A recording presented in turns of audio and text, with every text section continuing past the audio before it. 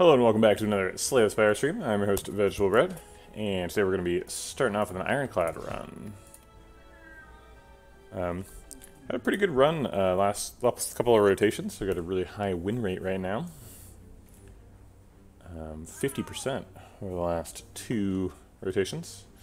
Your card reward, Neo's Lament, 2 transforms for a curse, or boss relic swap. I don't boss relic swap on Ironclad, although it's pretty much the only one at this point. Hey, Redbeardy! You are the first one here. Congratulations. How's it going? So card reward, Neo's Lament, or the transform. These are pretty terrible options for Ironclad. Best option is like damage for a rare card. Can you get damage for a rare card? I think you can. Rare cards are super good on Ironclad.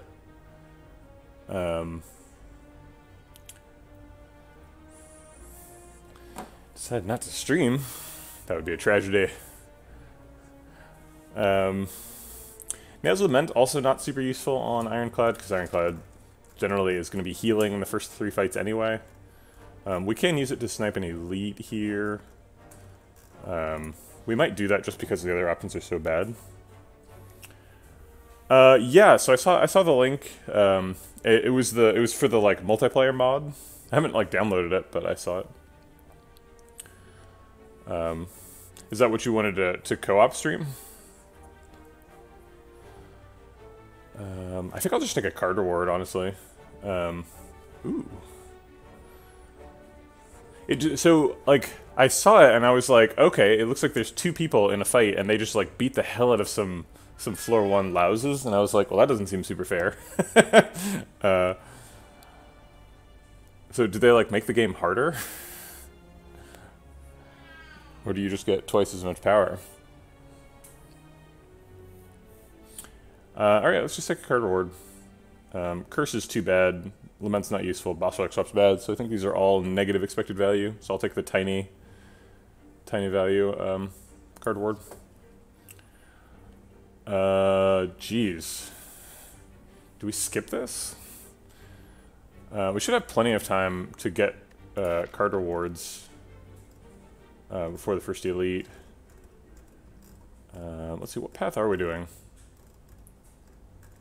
Oof, these pads are not great. I guess we're probably doing this elite first, so we can get these 3. That'll take us through 2 shops, though. Okay. So it's more like a tech demo. That's cool.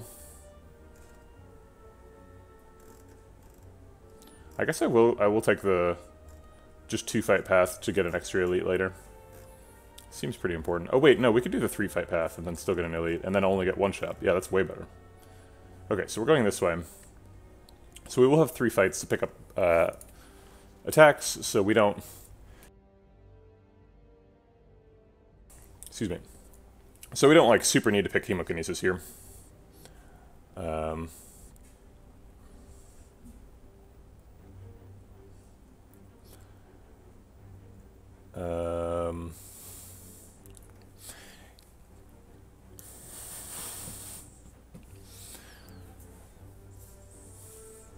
I kind of think, I'll just talk directly to Redbeard since you're the one chatting.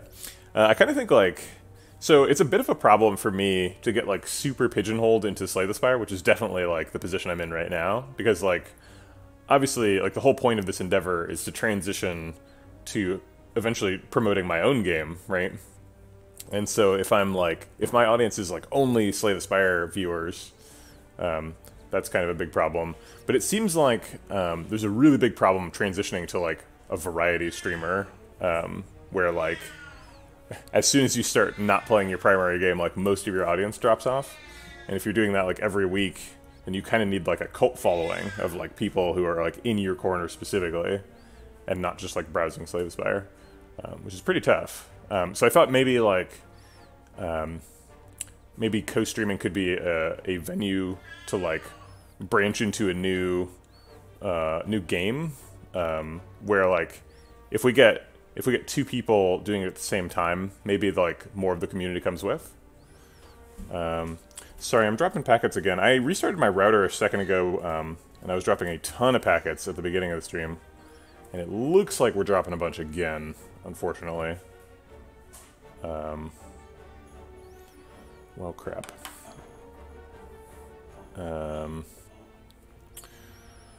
I don't really have anything to do about that. Nothing is, like, uploading. It just started suddenly, so it must be Comcast.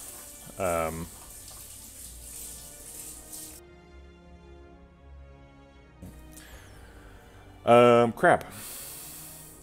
Alright, so I think we're going to skip this, and we'll just see if it fixes itself.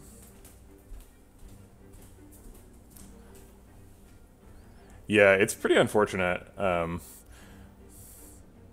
mean, Baylor's definitely got a big enough community that he can go do his own thing. Yeah, exactly. I think we just triple defend.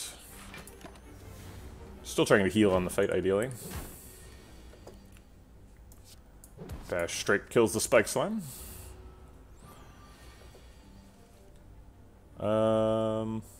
Yeah, double defend, try and heal still. I think we've taken 5 damage total so far. I wasn't really paying super close attention early in the fight. Looks like we stopped dropping packets. Somebody's just digging through data lines somewhere. Ooh, yeah, Cyberpunk sounds fun. Yeah, it's not really a... So I don't want to get too far away from, like, strategy games, right? I do like RPGs, but my game's a strategy game, so I should probably stay on that. All right, good to see you join the Discord. Sorry for the imposition. Just need some way to do in-person call for the playtest. All right, see you around, Redbeardy. This is our second clash we've been offered. Do we have to take a clash now? No, I think I'm willing to be patient. I'm not going to take the first clash. I'd take a clash if it's offered like here, and we like have to do it. But I don't want to take one right now. All right, Golden Idol limits our capacity for healing. Doesn't really have any other impact.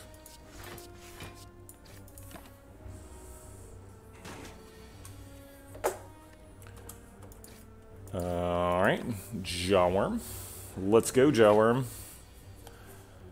Triple defend limits the damage we're taking. Strikes don't do anything. Here's our opening. He's not attacking. Get him. 2 strikes would get lethal, and we got it. Cool. Alright, healed up to full. Pommel Strike is a lot better than Hemokinesis. 2 copies of Hemokinesis and 2 copies of Clash were offered early. Pretty glad we held out for the Pommel Strike. It's quite a bit better. Relic for Regret is an option. If we were here, if we'd done the other path and this was Relic for Regret, I'd probably do it and then get rid of the Regret here. We also were offered a Rupture, so Rupture Regret's kind of a thing, but I think we're probably just taking max HP. Yeah. The conservative approach here. Alright, Cultist has given us a little opening to punch him in the face. Using Pommel Strike to try and draw a defend and failing. So we'll set it for next turn. We can get 27 damage if we get 3 strikes, and we did. Alright, so a health neutral cultist fight. Inflame versus second Pommel Strike. Clash is also here. Not a huge Inflame fan, but I think Inflame's probably going to get the nod here. It's very good against Sentries. It's pretty good against Lagavulin. It's a little slow against Nob. Pommel Strike is quite a bit better against Nob because it helps us to draw into attacks. So we can spend our energy doing that instead of spending our energy making Gremlin Nob stronger. We are a little bit short on attacks, so second Pommel Strike could definitely get the pick here. 2 Pommel Strikes is a pretty weird place to be as Ironclad. What we really want in that context is like Anger and like Flex and like Kunai. And like upgrade both Pommel Strikes and just do a bunch of attacks every turn. Which sounds kind of fun, so let's go for it.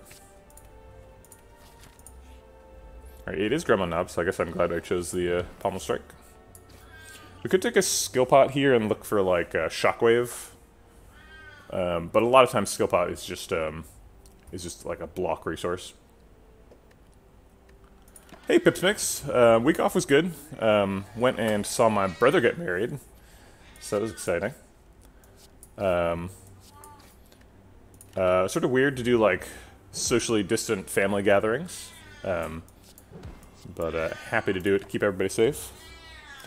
And yeah, it was nice. My wife had never been to Kansas, which is where I'm from, outside of like the dead of winter, because we'd always go for Christmas.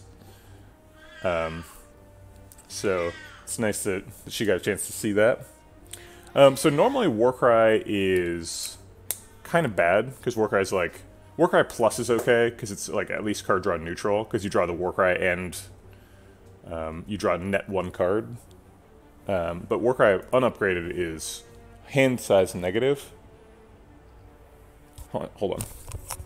Hey, we good?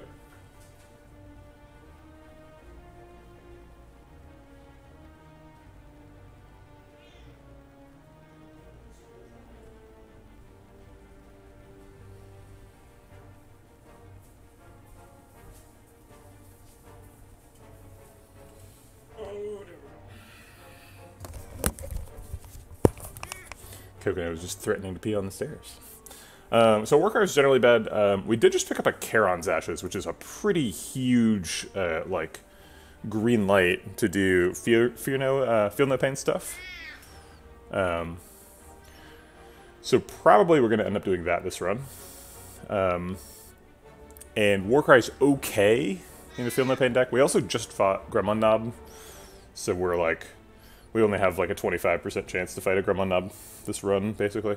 Or fight another one. Or I guess a 50% chance, because we're doing 3 elites. So Warcry is particularly bad against Gremlin Knob. Flex is a card I talked about as well, with the 2 Pommel Strikes. Seems like we need to reduce the cost of the deck a little bit, and Flex does that. Charon's Ashes is a pretty important resource, though, so I think Flex kind of ignores that. And I think we're probably going to be leaning into the discard plan. And, you know, Pommel Strike is fine. Maybe if we get, like, Medical Kit, and then we can, like, Pommel Strike into a bunch of statuses and play them. I don't think we need to get the Flex, so we'll skip it. Alright, I would love to go to this fire, but we have to go to this fire instead to get 3 elites, so we'll fight this hallway. I guess this is a hard pool fight? I thought it was going to be easy pool. Nope, let's get a hard pool. Alright, we're gonna need skill pot to do something.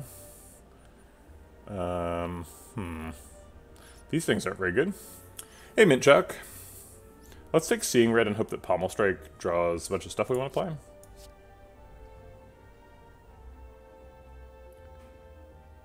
Leaving these guys at 7 is not very good, so I guess I'll leave this guy at 2.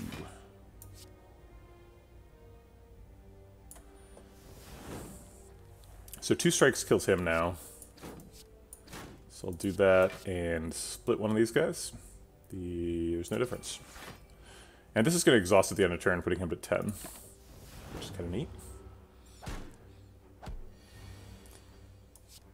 Alright, so we should be able to kill both here. Yeah. Oh wait, nope. Should have bashed him instead. Probably doesn't matter. Okay. That's true, we should have Seeing Red first.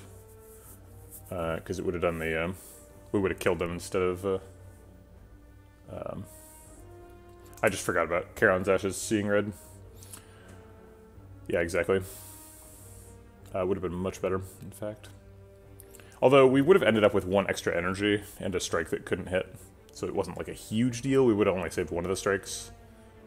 Because we already did split one of the louses. I don't think it actually cost us any health, but it would have been better. I think we skip these 2. Searing Blow is tempting because we're on floor 7. About to go to a fire. But Charon's Ashes is already a way better plan than that, so I think we're skipping. Looks like we can grab an upgrade here. Not feeling super delicate. Pommel Strike's got a really good upgrade too. Pretty excited to get that second card.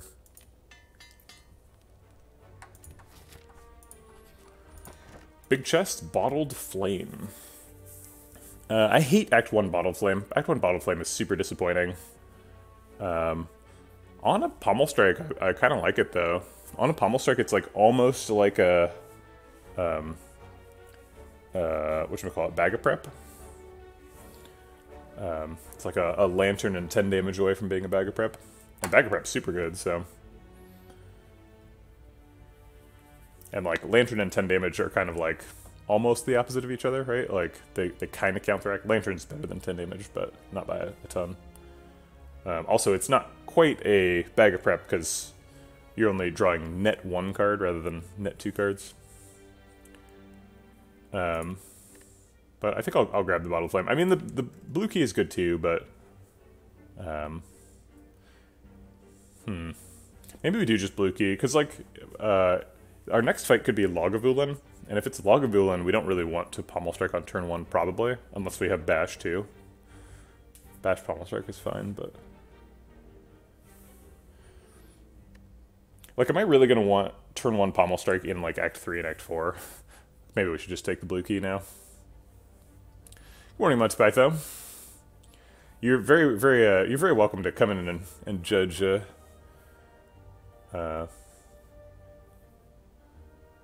I probably wouldn't do it if the Pommel Strike wasn't upgraded. No, because I'm not doing Bash or Strike, and depending on getting a Pommel Strike upgraded is a little weak. Because maybe I'll get something that really needs an upgrade, a Limit Break or something. Yeah, I think I'll just take blue key. Sorry, Bottle Flame.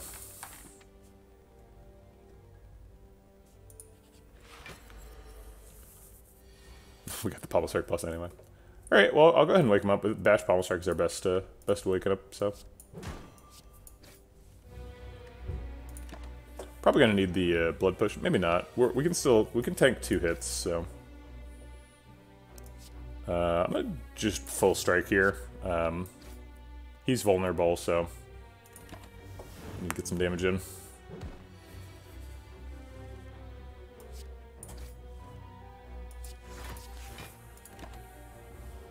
All right.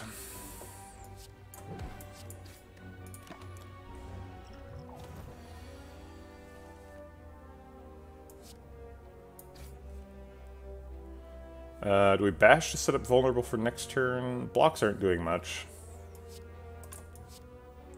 We could do 6 damage and block for 3, or we could do 9 damage and set up vulnerable for next turn. We do survive with Blood Pot, right? Yeah. Alright. We're drawing most of these cards. If we're not vulnerable, this does 8 and these do 4. So it would do like 8, 12, 16. So he has to be vulnerable or else we're not getting lethal. Okay.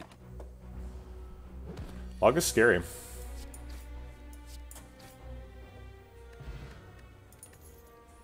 Regal Pill is pretty useful when we're at such a low health total. I think we're gonna skip this elite. I don't think we can handle that at 12. I could be wrong though. Yeah, I've had some problems with the internet this morning. It looks like we're dropping packets again. Sorry about that. It's not on my end. It's on Comcast's end. So that's just frustrating. There's not really much I can do about it. I restarted the modem earlier, which fixed it for a second, but I can't restart the modem during the stream. So last time it fixed itself randomly. We'll have to see if it fixes itself here. Oof, this is bad. I'm dropping a lot. Maybe I should have restarted the stream with a lower bitrate, anticipating this problem. Reckless Charge is probably a pick with Charon's Ashes. I do love me a Reckless Charge. Reckless Charge goes really well with both ends of Pommel Strike. We're probably going to eventually want to pick an Evolve with the Charon's Ashes build.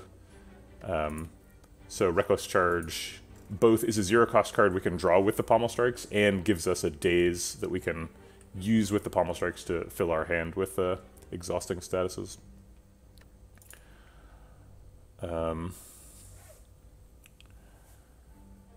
So let's grab that. We're picking it over Disarm. Disarm's not really very good against Slime Boss. Disarm's crazy overall, and you love to pick Disarm, but we also need to pick a 3rd attack, so these are both really good.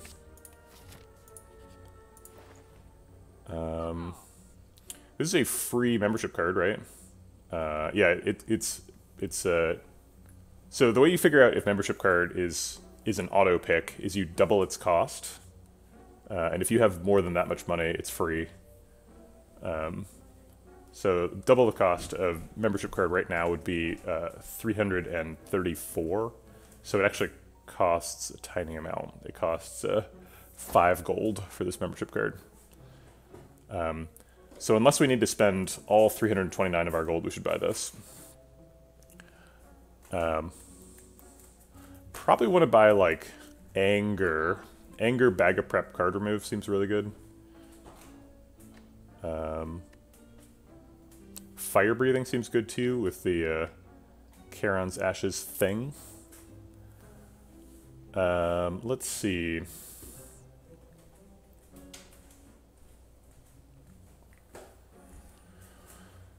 Let's buy the membership card first, and then the Bag of Prep because that card's insane.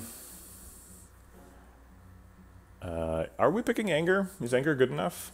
It seemed good when we had 2 pommel strikes, but now we've got the Reckless Charge. I don't know if we really need Anger. It's good against slime though. Go grab it. And then let's get rid of a strike and buy a potion. Yeah, I called it a card, but it's not a card. That is correct. Skill pop? Sure. Well, do we feel confident about fighting that elite now? I think we do. With the Distilled Chaos and stuff. Let's see what this question mark does.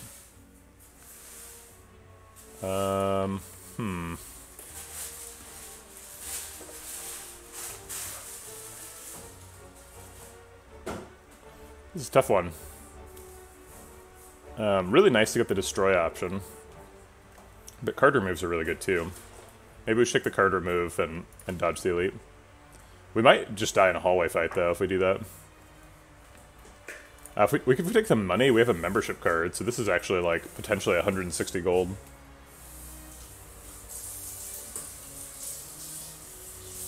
Yeah, exactly, right?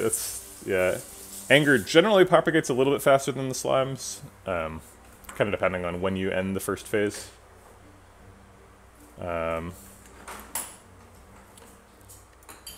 think we're going to take the money and probably skip the shop, unless this is like Serpent event or something.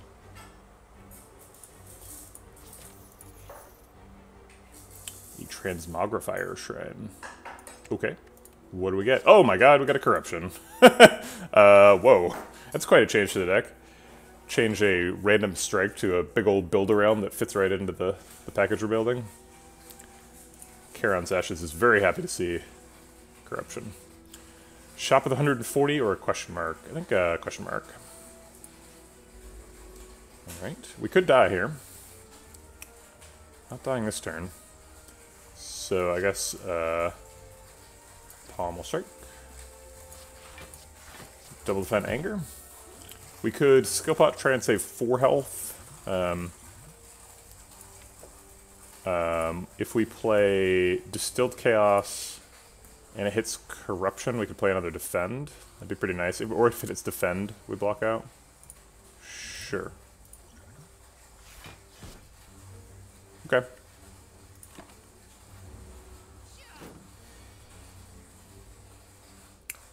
Okay, this seems dangerous. Let's go ahead and Skill Pot, look for some block. We don't have lethal, right? Yeah.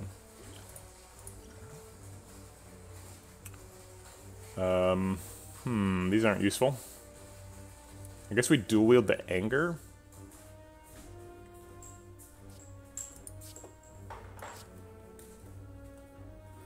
Oh, I dual the... No, yeah, Anger's better than Strike. It's like a 0-cost strike.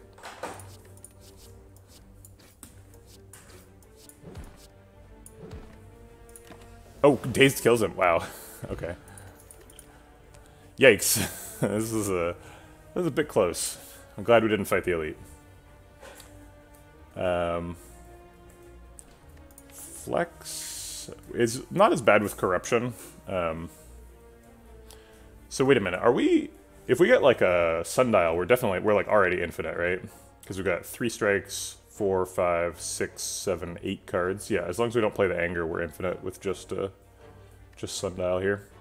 Because Corruption gets rid of the rest. Is there other ways to get infinite here? I don't know how to make Pommel Strike cost 0 is the problem. Just like a Madness, I guess, would do it. We're skipping these. And probably resting here. Get the Regal Pillow value. We're also at 18, so I would like to win the boss fight, you know, if possible. Pommel Strike could draw Bash. Pretty happy with Bash, Anger, Reckless Charge next turn, so I think we're just going to leave that alone. Double Strike.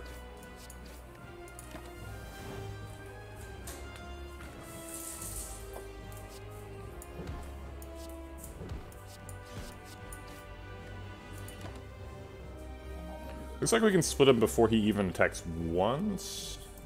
So we're committed to that if we do Pommel Strike, because we put him to 74. And we can do 6 more damage, so we can put him to 68. 68's not the worst split in the world. Actually, I guess it's 65, because Daze is exhausting. Alright, let's go for it. Is Bash actually even better than... So it's 12 damage versus 6 and remove 2 slimes. Removing 2 slimes is pretty good. I guess I'll take the more damage. Because the slimes are always going to do AoE damage, but Bash only does AoE damage right now.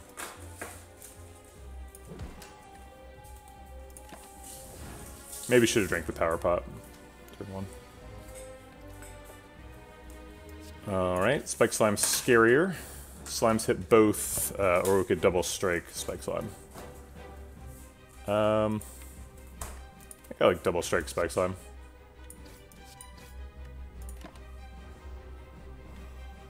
Helps set up for a split on him next turn. Alright, he's at 38, splits at 29. So we can do 9 damage to him, which is just these 2 if we want it. Seems fine. Let's just load some damage onto the Spike Slime.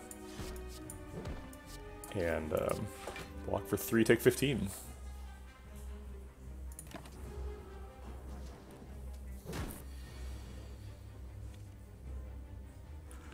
Alright, let's go ahead and get that corruption down.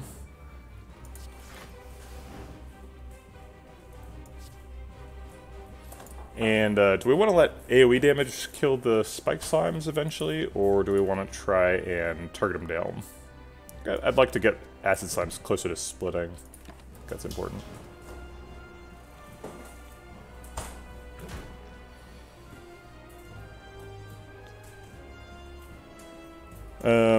Alright, so Double Defend does 6 AoE damage, Pommel Strike kills the Spike Slime if we want. Let's see what Pommel Strike draws. Let's see, so worst case scenario, we Pommel Strike him, Double Defend Slime Anger. So that's 9 plus 6 is 15, so yeah, we can kill one, even if we don't Pommel Strike it. Although we could kill both. Killing both is pretty good. 9 AoE damage puts him at 40, he also splits at 39. Best case scenario is we kill both of these and split him, take no damage. Is that possible? Sorry, what did I say? I meant 29, but I'm not sure what I said. So if we want to split him, we do 20 damage. 10 plus 9 is a little bit short. Alright, let's start this way and see what we get.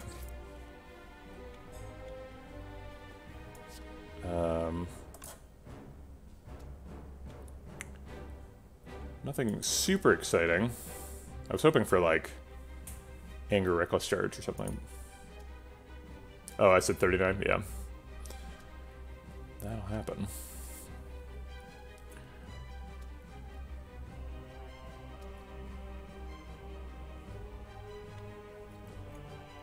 Alright, I'm gonna hedge now, so I'm gonna Pommel Strike one of these Spike Slimes. The next one. Okay, so we did get another AoE damage. So we've got 12 AoE damage if we want it. We can use that to kill Spike Slime and split. It's not a great split.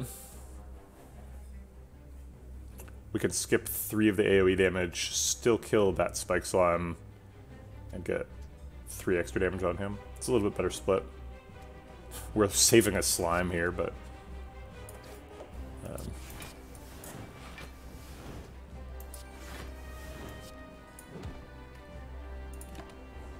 it's nice to not take damage. Let's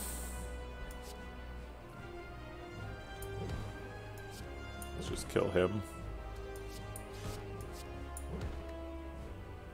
I guess I'll use the slime.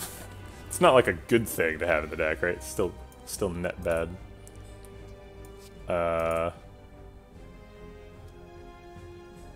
9 AoE damage for, let's see, so if I play 2 slimes and 2 strikes in a slime, we do 11 damage during the turn, and then 3 damage after, so we're off by 1. Boo.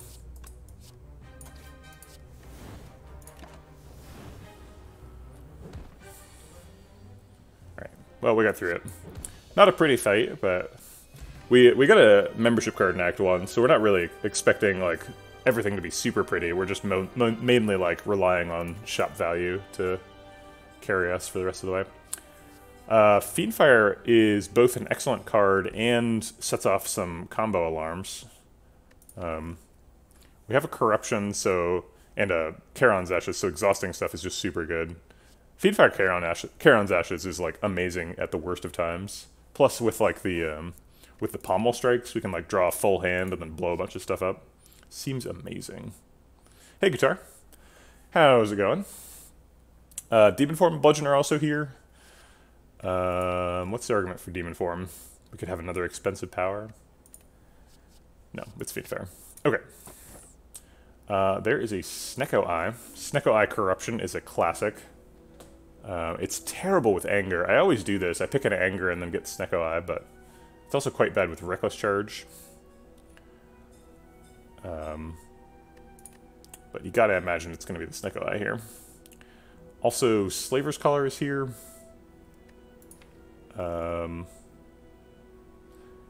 Yeah, so I am glad I didn't take the bottled Pommel Strike, because, like, having a bag of prep and a Snecko Eye and a bottled Pommel Strike is just way too much stuff. We don't need that much stuff. Alright, let's not overthink this. This is clearly Snecko Eye. Okay. Snecko Eye Corruption is nuts. It's a very cute lurking emoji, WPI, RD. I know you're trying to lurk, but I saw you. It says we have 181 gold. That's a lie. We have 362 gold. Because of membership cards, so we should probably go to a shop. This is the only shop that forces us into a Mega Elite. Or doesn't force us, we can dodge it, but suggests the Mega Elite as the first. Mega Elites still seem pretty scary, so maybe we're not doing that. Doesn't look like there's any other good way to get a shop. Question marks are pretty good. Apparitions are great. Bites are a little worse. Increases the size of the deck a little bit. Yeah, Pocket Watch incoming. I think I'd probably still take Bites, to be honest. We don't have any good sustain other than Burning Blood. Maybe I wouldn't take Bites, I'm not sure.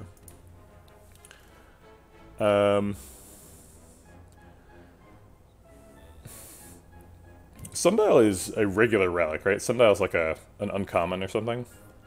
How do we optimize our chance of finding Sundial here? Because we already have a Sundial combo. We're just missing the Sundial. I guess that's not true anymore, because Snecko Eye actually disrupts Sundial. Sometimes it makes random other things infinite, though. So if we get a zero-cost Pommel Strike, either one, and any... Or actually, no, this one specifically. No, wait. Yeah, it's... We need a... Huh. We need both Pommel Strikes to be zero-cost, I guess. And then we have an infinite. But Snecko Eye makes that happen sometimes. It's not impossible. Oh, wait, no. Because they randomize the cost every time you drop, so it's not infinite. Not by a long shot. Okay. No infinites this run. We have Snecko Eye. That's fine. Okay, so we have to win the game the normal way. So, like, apparitions. Looks like we're doing 3 fights, 2 question marks. Not quite as good as the 3 question mark 2 fight pre-elite chunk. And then, this is nice. Got a fire elite. Otherwise, we're probably fighting one of these. The only way to get 3 elites in the act is to fight either this guy and then this guy, or this guy and then this guy. Both of which mean we're fighting one of these 3 as the first. I don't see a strong reason to have a preference between one of these two. This guy gets an extra question mark. No, they get the same number of question marks, and this one gets the question mark earlier. It's true. It's not infinite though. It's I would call that a probabilistic infinite, which means it's not infinite at all.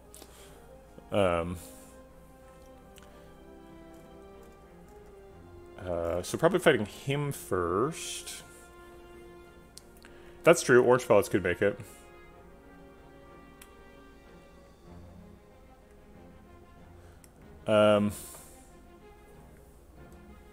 Why is Snecko such a highly valued pick by high-ranked players? I've seen pro players picking it even if the majority of their deck is 0 and 1 cost cards and like 5 2 or higher cost cards. So I bought. It's not about the cost. It's about the card draw. The card draw is super mega good. Making your hand size 7 cards is just obscenely good. So the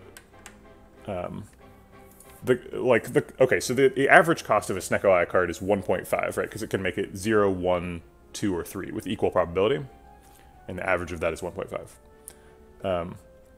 So the strike on average increases its cost from 1 to 1.5.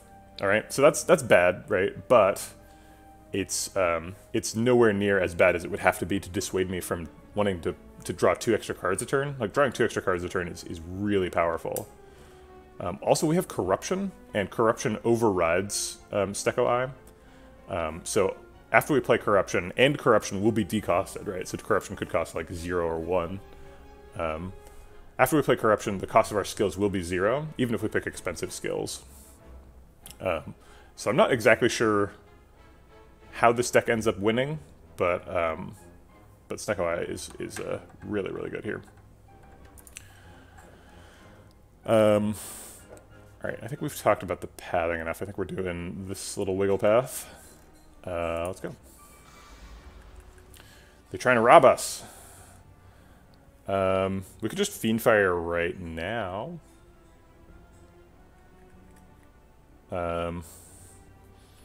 Fiendfire does 7 times, let's see, we start with 10 cards in hand now, or 9? I guess it's 9, right? Yeah. Because of these two. So it should do 8 times 7, which is 56, so we can just kill 1 right away. It actually does way more than that, because the Charon's Ashes triggers for each card and for the Fiendfire.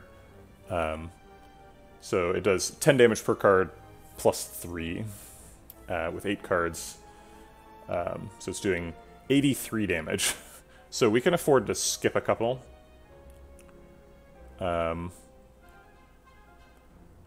So we could play like Corruption Bash Fiendfire, I think.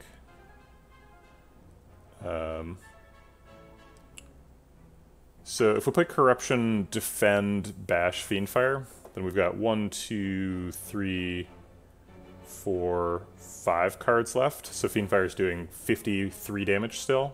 So that's perfect for killing Mugger. And we block for 5, so we only take 6 damage. That seems good. Okay.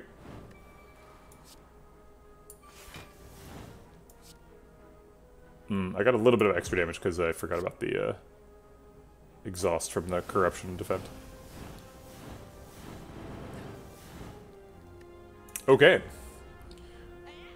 Should be able to health neutral this fight from here. 0 cost bash seems good. I like that. Alright. Okay, so we are a weird deck, Snecko Eye Corruption, and none of this stuff is super helpful. What is helpful? What are they like trying to do? We need a way to generate resources, because our resources cost 0 because of Corruption. We need a Dead Branch, basically. This would be a super good Dead Branch deck. But that's a rare relic, so we're unlikely to find that. My concern about this deck is we have, like, if we play Corruption on turn 1, like we just did, we block for 20 ever, and that's it. So we need to find a Feel No Pain pretty quickly, and like an Evolve, and some other stuff. But this ain't it, so these are offensive tools, we need defensive tools. Alright. I think Fiendfire just kills him. I guess we can increase our hand size even further. And then just Fiendfire everything. Sure. Alright. Good fight. These are more attacks. Pummel has exhaust on it, so it triggers Charon's Ashes. So does Sever Soul. But I don't think that's a good enough reason. Pew pew! Face Trader. The gold is better than normal. We're also at pretty high health. We perfected both of our easy pool Act 2 fights, so that's really good for us. And yeah, so being at 60 seems fine. We also get 100 gold because of the membership card. So it seems like we're pretty highly incentivized to pick that one. I was kind of hoping for one of these question marks to be a shop. I think there's like a 2% chance for the next one to be a shop. Be nice. Nope. Another hard pool fight. These dazes are actually super good for us. But there's no Fiendfire here. Alright, let's try and draw Fiendfire. Nope.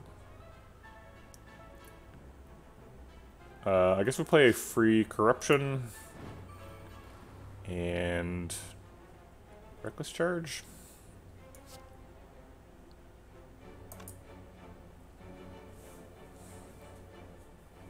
Could use the Swift Pot. We have 3, 6, 8 cards in hand, so we could like defend and then Swift Pot. Hopefully drawing Fiendfire. But if we draw Fiendfire there, like, do we win that fight? Because our only attack left would be Bash. We would draw it every turn, but we pretty much did not end up with a 1-card deck there really quick. So maybe we need to Anger? We can like Anger and then Swift Pot.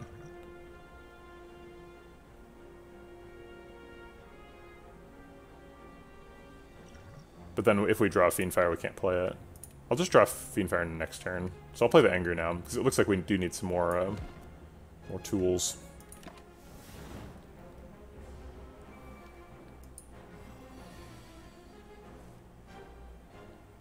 We can't play both Bash and Fiendfire, which is upsetting. We can save a strike if we want. If we use the Swift Pot, we might draw both Angers and then run ourselves out of Angers. These are all attacks also. So we're just going to draw attacks for the rest of the fight. Pretty much no matter what we do before we Fiendfire. And presumably we're Fiendfiring this turn. So Fiendfire, we don't really need the extra strikes, so we'll just exhaust that. Fiendfire hits for 1, 2, 3, 4, 5, 6 cards worth of 10 damage. So 63 damage. Yeah, let's go ahead and just target that Chosen down. I guess we could defend first to try and take less damage. We're only doing 1, 2, 3, 4, 5, 6, 7 times 3 is 21 AoE damage.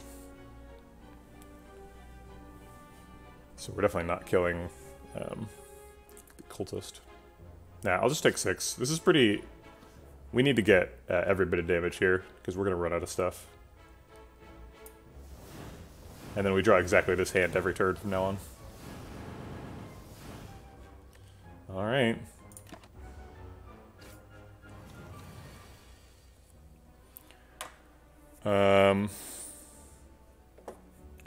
Anger Pommel Strike is guaranteed to draw 2 more Angers. Pommel Strike's super expensive though. We only do 11 damage with that, so even if we draw both Angers and they both cost 0, we can't play them.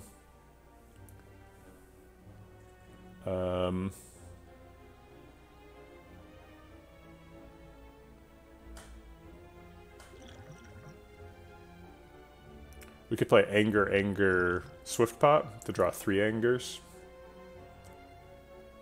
And then if... So we do 8 damage with that, and then 4 damage with this, so we're up to 12. And if 2 Angers are playable... No, we didn't need all 3 Angers to be playable to kill Chosen right now. Oof, this one's rough. Well...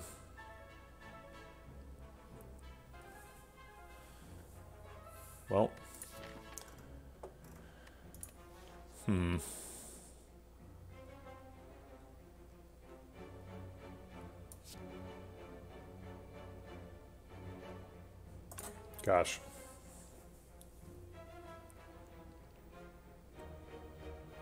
I guess I'll go for the miracle out of drawing 3 0-cost cards. It's better than not going for it, right?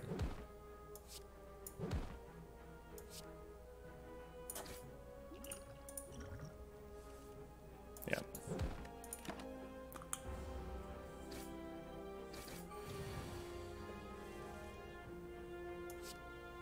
Kill you, and start working down you.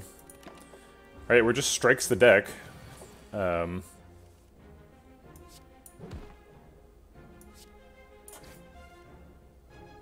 Did we die? No, yep, we died. Power Pot saved me? Oh wait, no, hold on, Daze makes us win, right? Yeah, we do 8 damage and then Daze kills him. Really close one. Jeez. Okay. Some alarm bells going off there. Spot weakness is good. Ends up getting corrupted away, probably. Be nice to have some sort of scaling. We're probably skipping this elite and just going to a fire here, because we're at 15. We're pretty good against Snake Plant, though, so we should be okay. Pommel Strike Fiendfire does a bunch of stuff. I think that probably kills him. I'm not going to do the math, because math is boring.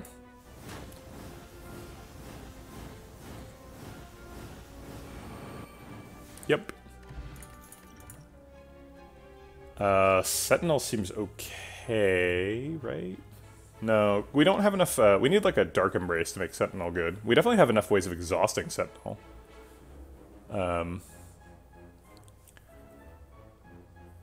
Here's a crazy idea. What about Rampage? Because we've gotten into this situation at least once now where we're like, the deck is over, what do? We don't have any cards left.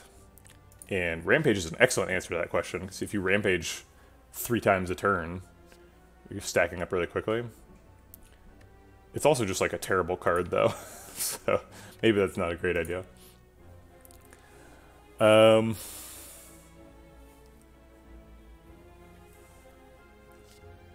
I do need more defensive tools. Maybe we just take a Sentinel just to have an extra card.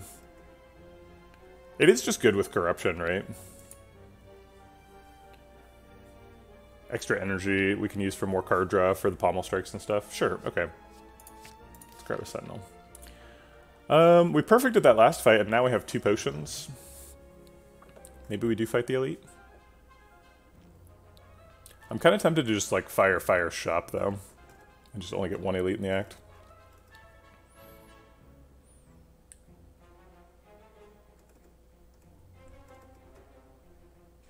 Maybe double shop instead of any elites. We need to find a way to kill Champ. We're currently losing by a lot. We just run out of cards and he kills us. I guess we need card rewards, so we need to fight elites. Yeah, it's been on and off. It looks like it's back on now for the packet loss, unfortunately.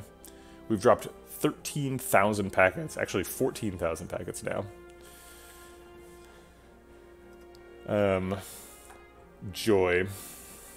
So many packets. Man, it's really bad. Alright, we're gonna take the coward's path here. Because I feel like this deck can do Act 4, but it can't do Act 2. It's kind of a weird one. Let's Pommel Strike to draw Fiendfire. No Fiendfire. Alright, fair enough.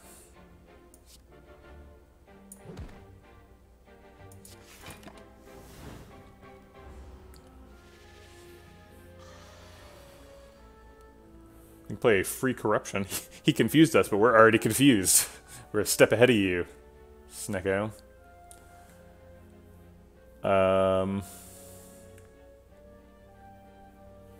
We can like, we could Pommel Strike Fiendfire. Or like Spot Weakness Fiendfire. Spot Weakness Fiendfire is pretty good. It does 13 damage per card and does 1, 2, 3, 4, 5 cards.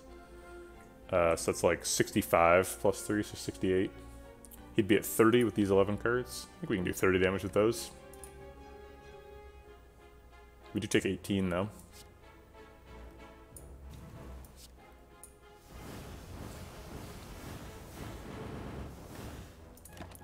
Okay.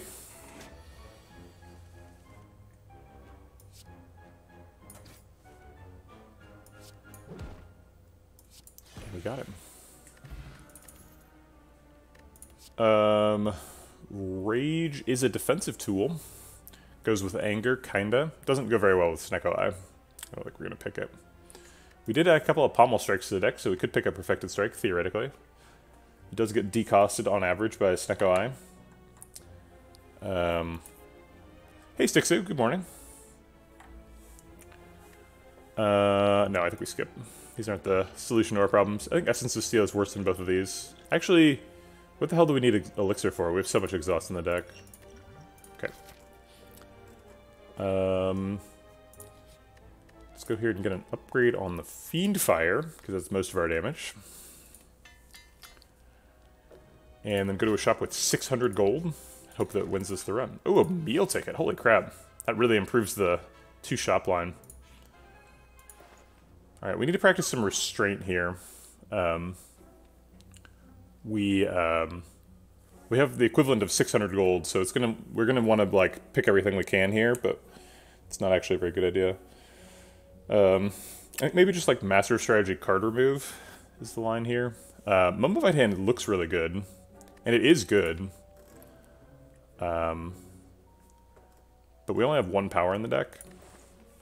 Really hoping to see a Feel No Pain here.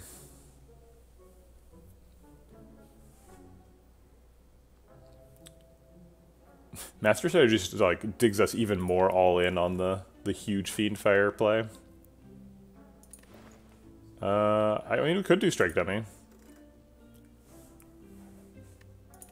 But I want to save some money for the other shop.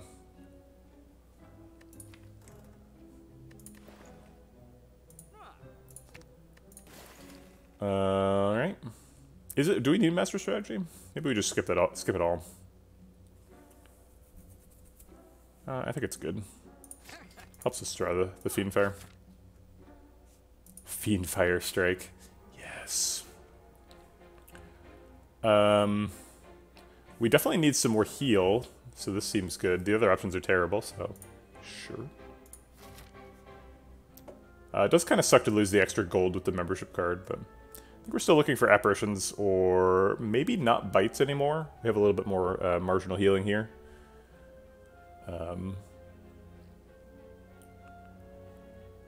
Plus bites was always a little bit iffy with a bunch of strikes already removed.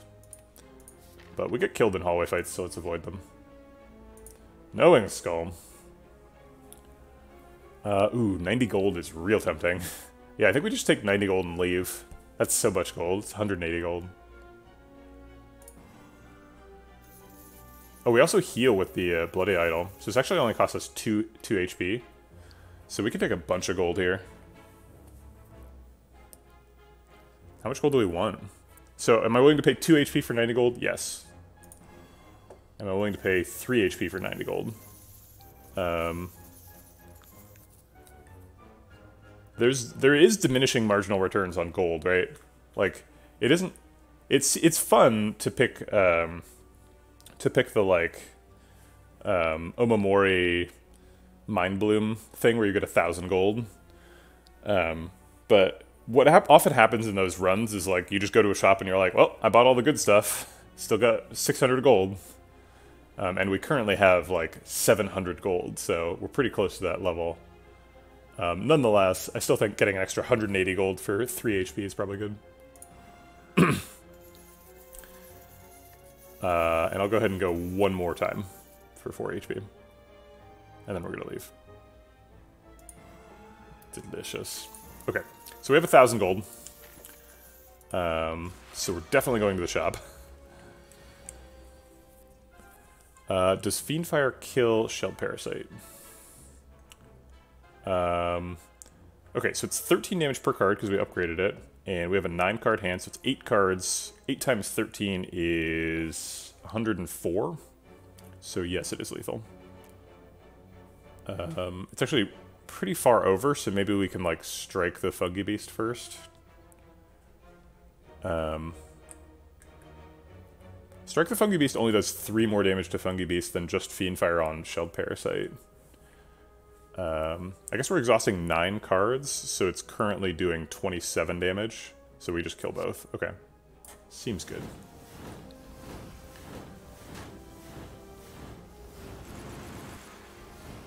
Okay. I'll take it. Shrug It Off is something we absolutely have to pick 100%. Click this card. Okay. Card draw effects are super good with Snecko Eye, and we have Corruption, so Shrug It Off is, just like any defensive resource, is like pretty valuable here, and Shrug It Off is a really good one. Speed Pot versus Essence of Steel. Speed Pot's pretty good with Corruption. Speed Pot's normally like sort of a bottom tier potion, although Essence of Steel is also a bottom tier potion. But with Corruption, you can actually play like four block cards a turn and make Speed Pot block for 20. So we'll try to live that dream. All right, let's spend this 1,000 gold. There's a Feel No Pain. Click. Offering seems like I should probably click that one too. Dolly's Mirror on the Feel No Pain.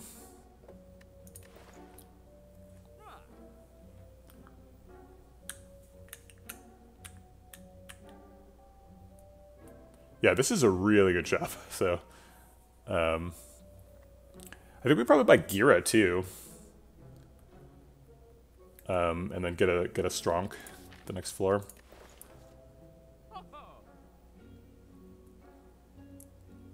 Oh, Fiendfire is a good idea.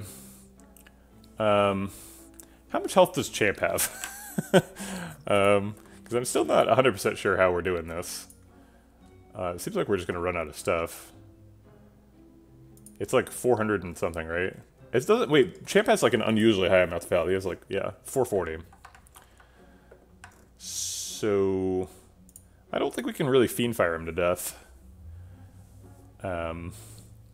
Okay, so a 10-card Fiendfire, or a 9-card Fiendfire is doing, assuming we've played Spot Weakness one time, is doing 16 damage per card, and 16 times 9 is what? That's a big number.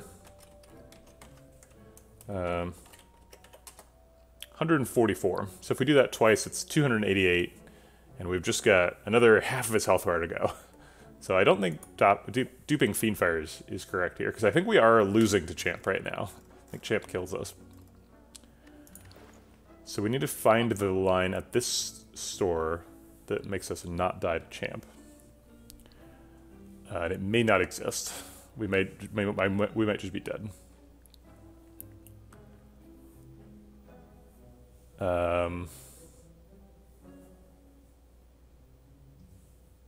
We could pick Carnage and just play Carnage.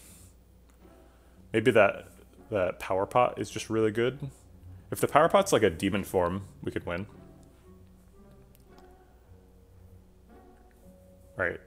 So we're going to trust the Power Pot to save us. We're going to Dolly's Mirror the Fiendfire by Gira. And remove one of the last strikes. I guess we buy Puzzle too. It gets us a 10-card hand at some point. Sure. And look at that, we spent all 1,000 gold. A lot of good stuff at this shop, so pretty happy to do it.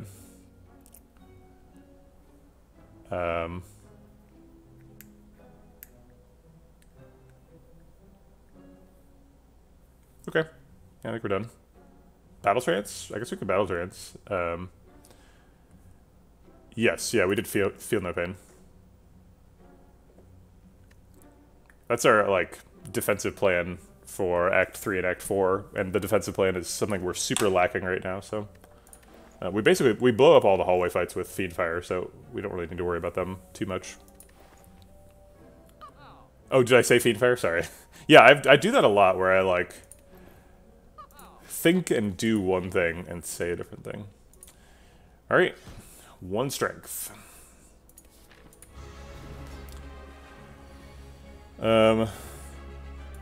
What's going to be, Power Pot? You going to save me? Power Pot is not interested in saving me. Alright, well, I guess an extra Feel No Pain.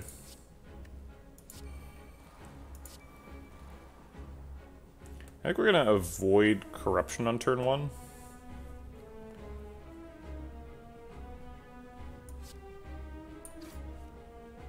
Oh, damn. That's really unfortunate. We needed to get that spot weakness on the first shuffle. Well, I guess we draw really quickly, so... the per shuffle stuff is not super important. I think we're not playing Corruption specifically so that we can play spot weakness multiple times. It's our only scaling, so if we play Corruption, I think we lose. We might need Corruption to block, though. Those Feel No Pains are a big portion of our block. We don't need any of this stuff, so we can, like, Feel No Pain and Fiendfire, which blocks out, does a bunch of damage. It spends our Fiendfire pretty early, and for not much.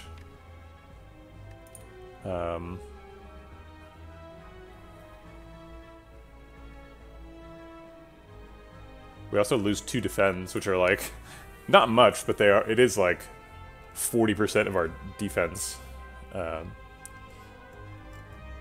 outside the Feel No Pains.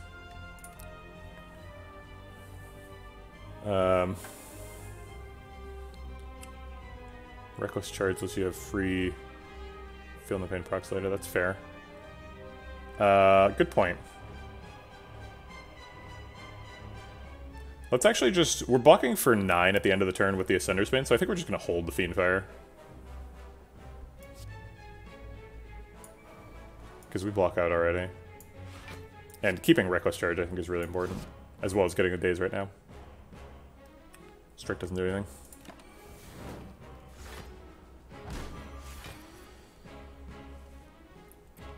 Okay. We could Master Strategy. Draw 3 cards and Fiendfire them all. I think I'm not going to draw any cards this turn, because if those cards are spot weakness, we're super sad. We, like, really need to play that spot weakness. So I think we're just going to, like, bash Reckless Charge this turn. Get in a little bit of damage. Oh my god, he's still not attacking.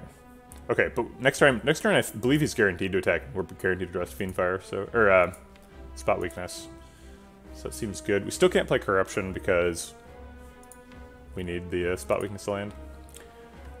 What do we think about Anger?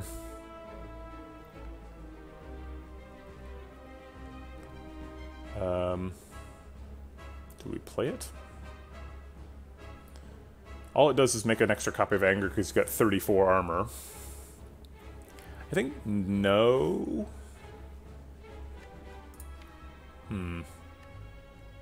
Yeah, I think no is the answer.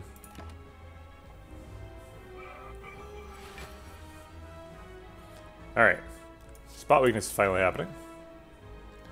And we can just block because Snecko Eye was kind. Alright, this is going well, I would say. This is fine. So we can, like, Corruption Master of Strategy Fiendfire here. Just blow stuff up.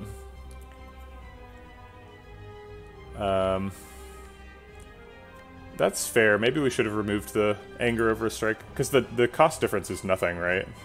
Because we have Snecko Eye. If we Corruption Master of Strategy, we draw 3 of these cards.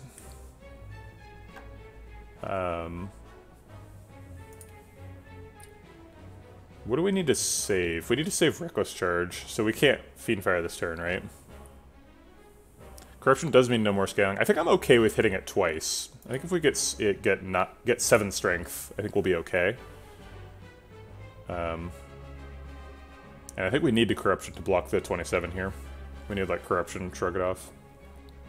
So I think we're probably not Fiendfiring this hand again, but We're gonna master strategy anyway.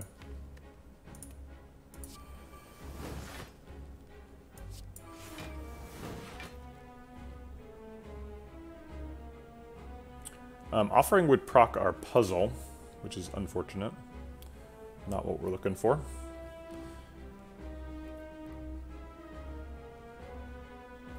Alright, I'll just let him hit us for 3 and get the puzzle procced that way. That seems fine.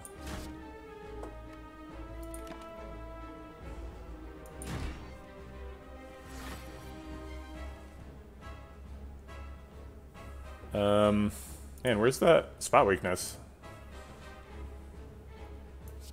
Let's go find it. Drawing 3 cards. We have 3, 6, 9 in hand, so we need to get rid of 1 more. We need to block this turn, so defend will do that. Oops, we overblocked. Shoot. It's pretty important, actually, because we just wasted a bunch of defensive resources blocking for 42 this turn.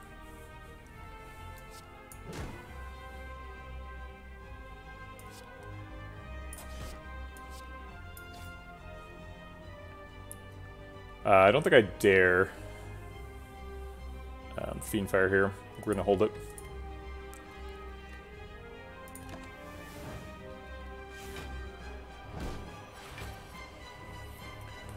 All right.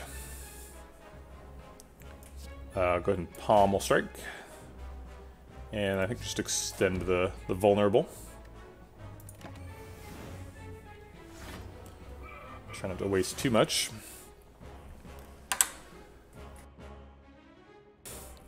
Excuse me. Reckless Charge costs 3, so unfortunately I think it's going to get Fiendfired here. Oh wait, if we Fiendfire this hand, we have 3 cards left. Do we win the fight if these are our cards? I think the answer is probably no. So we're just going to have to take damage. That's fine. This is what the speed pot's for, right? These are blocking for 12 each, so 24 total. We're actually only taking 3.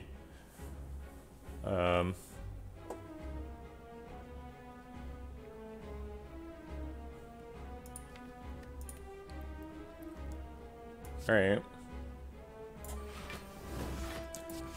So we've kind of got like 1 more turn where we can block, and that's the turn we Fiendfire. Which is pretty scary. Hey, Sir Artemal. Didn't see you sneaking into chat. Started recommending Reckless Charge. Haven't seen you since I got back from break.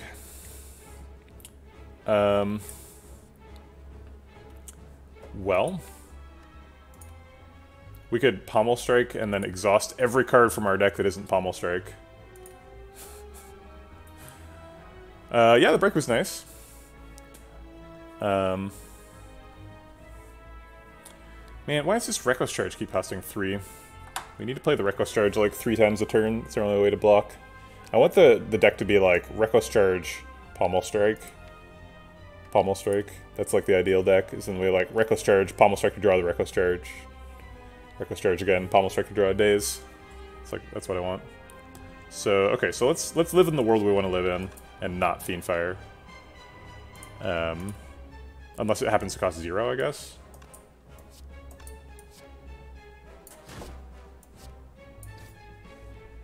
Cost 2. Okay. So Pommel Strike blocks for 9 here by drawing the Daze, so that's fine. Do we defend or no? I think no. Yeah, sorry, we're still dropping packets. It's a Comcast issue, it's not on my end, so I can't fix it. But yeah, we're definitely still dropping packets. We've dropped 12.7% of all the packets I've sent. Hooray.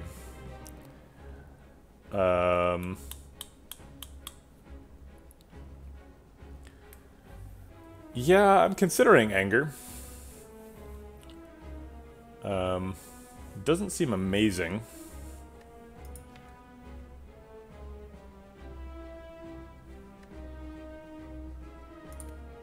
But I guess I'll do it.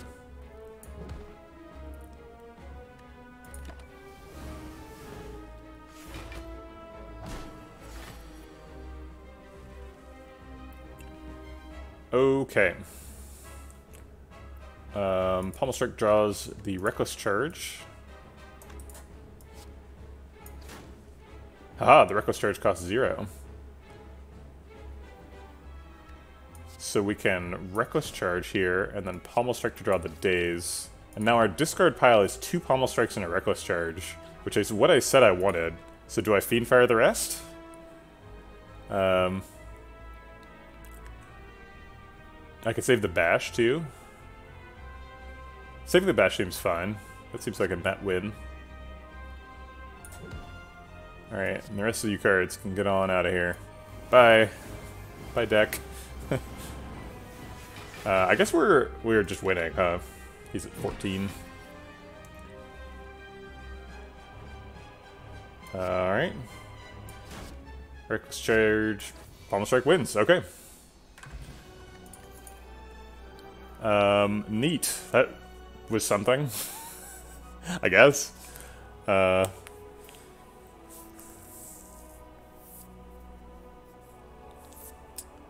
we didn't even take that much damage. We just took like 4 damage and 3 damage a couple times. We were able to match the Feel No Pains to the attacks pretty well. I'm really glad I Dolly's mirrored the Feel No Pain.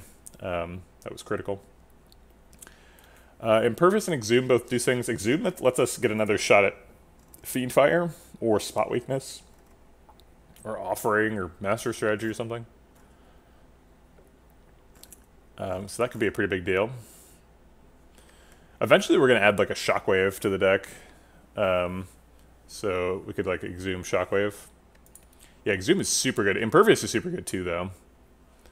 Impervious with Snecko Eye is just like, you get to block for the whole turn for 0.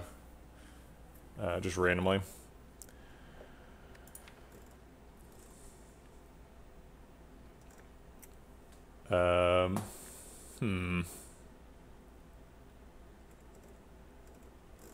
This is such a weird deck. We've got like so much card draw, and like now we've got a bunch of energy.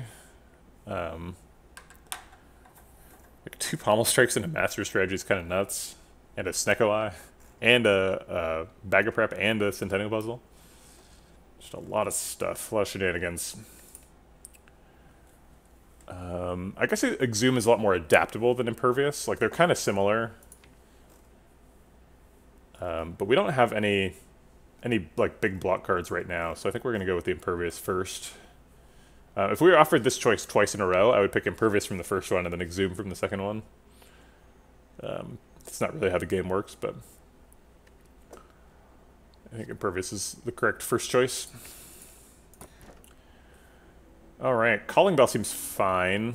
We could totally deal with curses in the deck. I would really like an extra energy, though.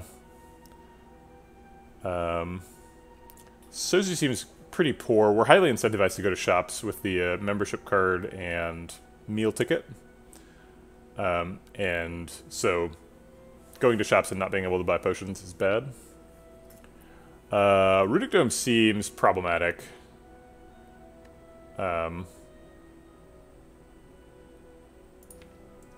Because we have to like our deck is a resource, right? Because we Feel No Pain, Fiendfire is our like block plan for long fights, and if we allocate those resources at the wrong time, we definitely lose. So I think Runic Dove is probably worse than Skip here. I think we need to not pick that to survive. So I think I'm gonna go with Calling Bell. It is pretty rough to be a 3 energy Snecko Eye deck in Act 3, but I guess I'm willing to live that life. What are we hoping for from Calling Bell, though? Like, we've already got such good relics. These relics are insane. Charon's Ashes, Bag of Prep.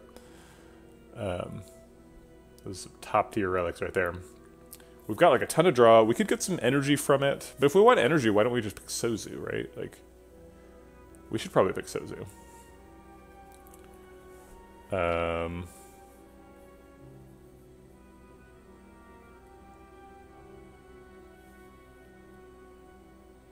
We do have quite a bit of energy in the deck, actually. We have the Sentinel and the Offering. So it's not really a 3 energy deck. Also, a lot of the fights have been over on turn 1, so we don't really need... If we're able to kill people on turn 1, I don't really care if we have extra energy.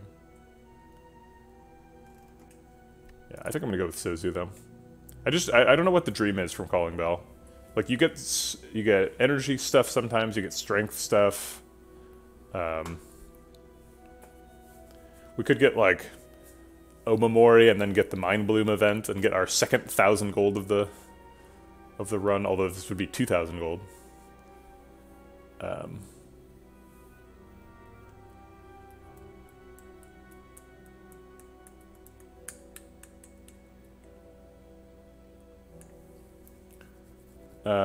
Yeah, Sozu's just really, really helpful. I want to know what the Calling Bell dream is though before I don't pick it.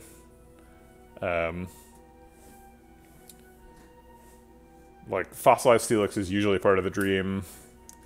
Like what common do we want? Like Vajra or Anchor or something?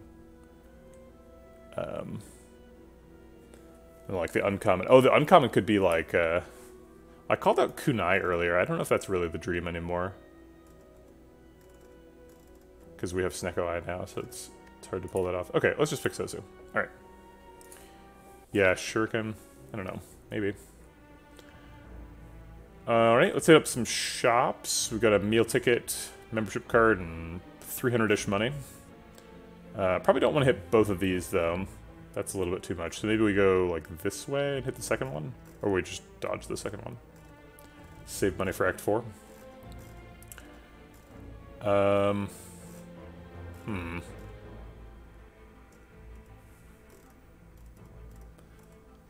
I kind of like this bit where it's like fire shop and then 3 elites.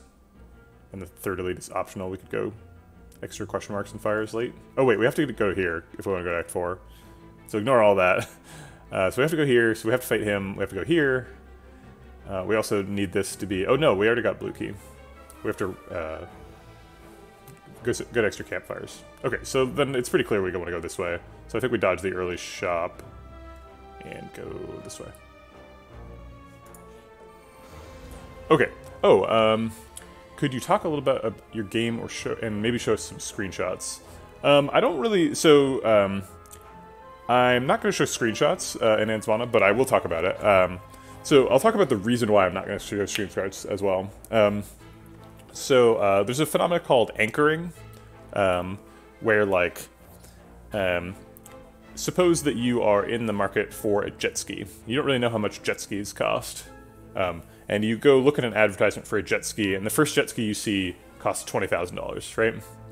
And you're like, okay, jet skis are pretty expensive. I get that. It makes sense, because they're, like, on the water and doing some stuff, right?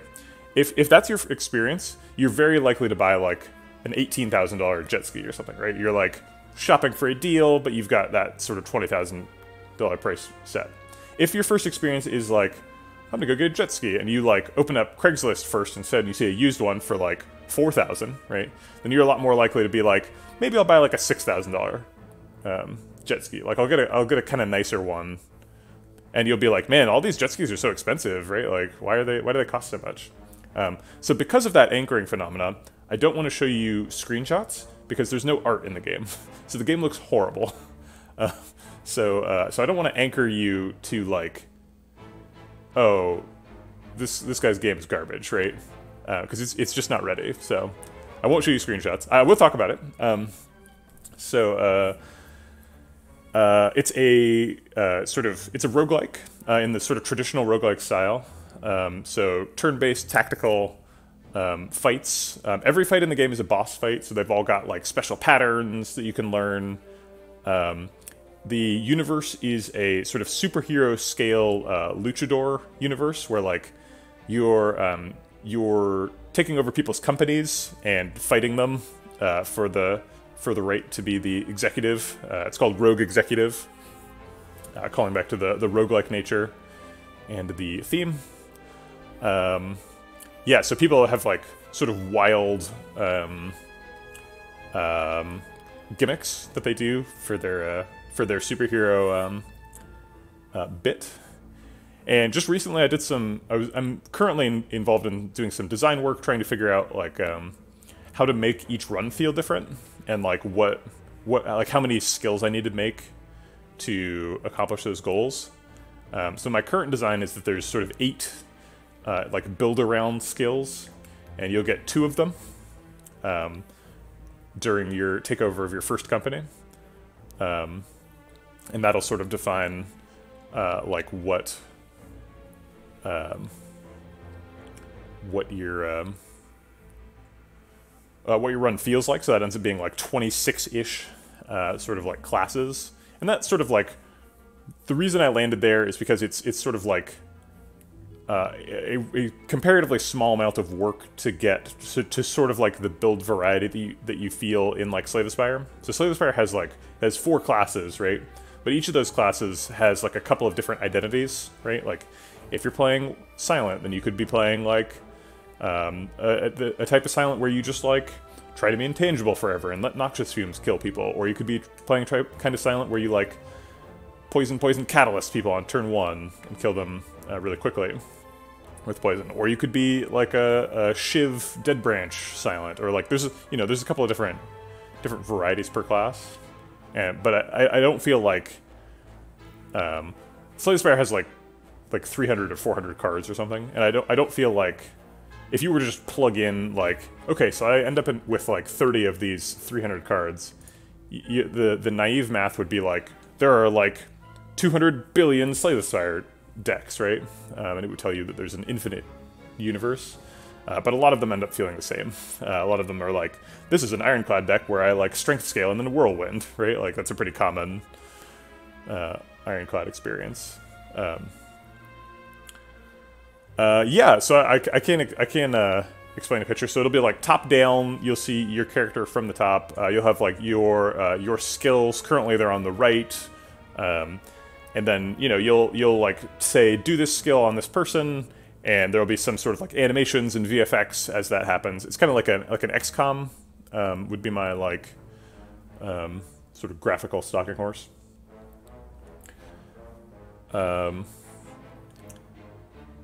Thanks for the question. Appreciate it. Okay, so this Fiendfire does 14 damage per card currently. And we have 9 cards in hand, so it is 8 times 14, which is a ton. Well, good. I'm glad you like XCOM. I avoid using... so earlier on, when I was describing the game, I described it as like XCOM a lot. But there's 2 really bad reactions that make me not want to describe it as like XCOM. Number 1, somebody that the person you're talking to might not like XCOM. It seems obvious, but like... there's no reason to like make up their mind for them, right? And say like, it's like this thing. The other negative possible reaction is that they don't know what XCOM is, and that one's a lot more common. Most people aren't familiar with XCOM. So obviously like, Twitch chat people who are like in here, like in the community talking about games all the time probably know what XCOM is. But like random people in real life are like, what? And then there's the whole confusing portion where it's like, it's XCOM, but the new ones, but the old new one.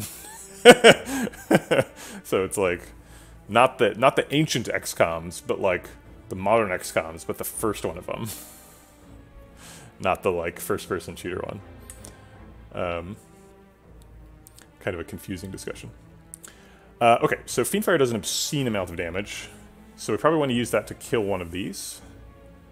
3D, I believe. I'm not committed to either one, but so currently I'm still building like a prototype where I'm like trying out mechanics and making the game fun, and then after that sort of phase is over, I'll start doing like art direction and figuring out exactly what the game's going to look like.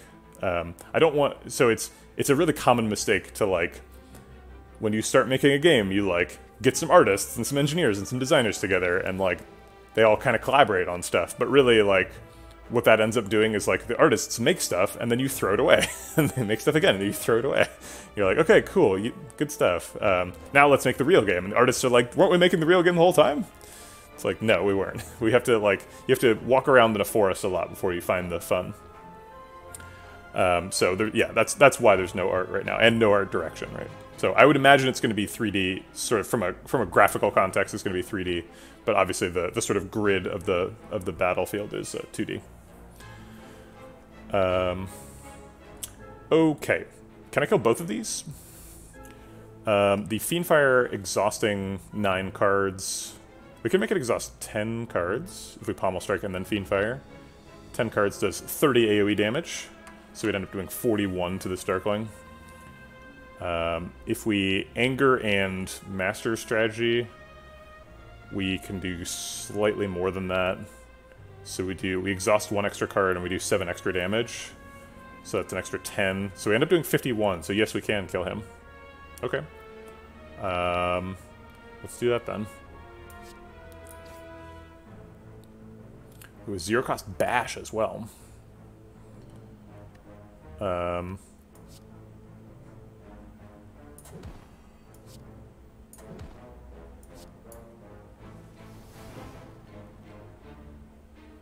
We can't afford the spot weakness, although I would like to play it. We draw these cards next turn. Can we use those to kill him? He's going to be at 12. He's going to have 9 armor, I believe, as well. Oh wait, we'll have these cards in the discard still. Yeah, once we draw these, we should be able to get it. Okay. This deck is so odd.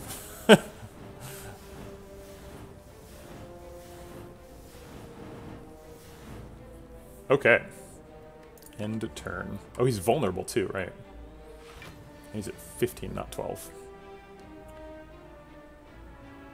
Alright, let's Pommel Strike and see if we can get there without using... Yeah, okay, cool. Alright. Armaments plus... It says plus on it.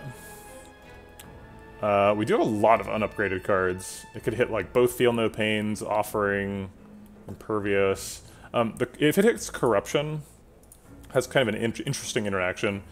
So if Corruption still if Snecko Eye has set Corruption's cost to 3, then it will upgrading Corruption will reduce the cost. But otherwise it won't change the cost. So if its cost is 1 or 0, it won't make it 2. It'll only decrease it. I think we're no on that. I don't think we need it. Alright. Skip it then. We've got an Orb Walker.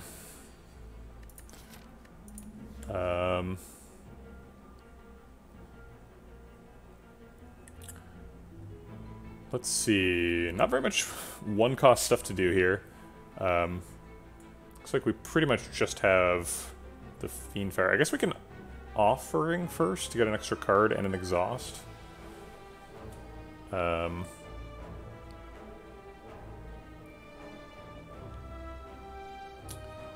it only costs net 1.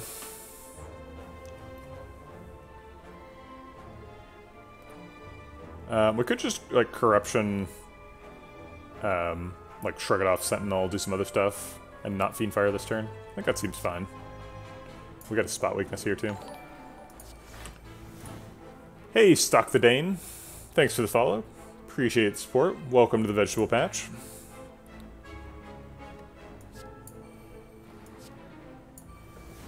Get some block out of these. And I guess get a bash down. Do we Offering here? We draw 9 cards with Offering.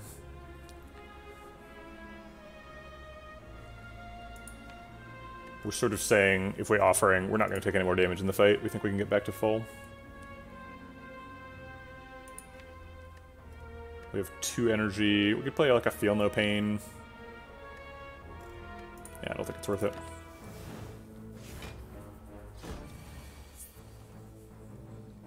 Okay.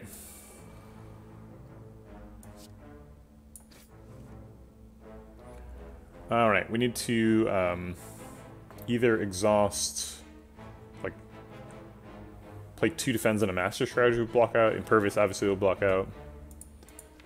Master Strategy also shuffles, which is nice. Let's draw some cards. And cool, we killed them. Alright.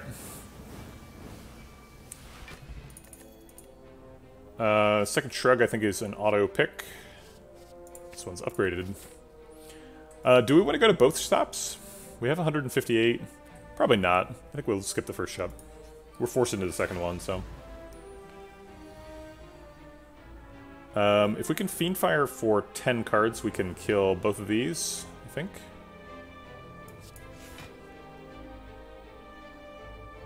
We can't quite hit 10 cards.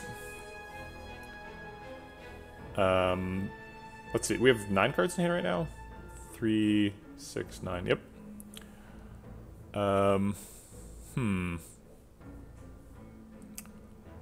Oh, the Spire Bucks, yeah. Save them up, I think. There's also the Act 4 shop, which we probably won't have very much money for. What's frustrating about Fiendfire and Sentinel is we're going to have energy at the end of the turn, which sucks. Okay, so if we do a 9-card Fiendfire, they both take 27 and then we take 11. Seems bad. If we bash and then Fiendfire, instead of taking 27, they take 24. But one of them's been bashed, so that one dies. If it's this one. Alright, let's just do that. Presumably we're Fiendfiring on the Spirit Guardian. Yeah, where's my Dead Branch? Dead Branch would be really nice in this deck. I asked for one earlier, the game just hasn't given me one yet. Very rude game. Shrug Defend blocks out. And I guess we'll develop Feel No Pain. Might actually get exploded here.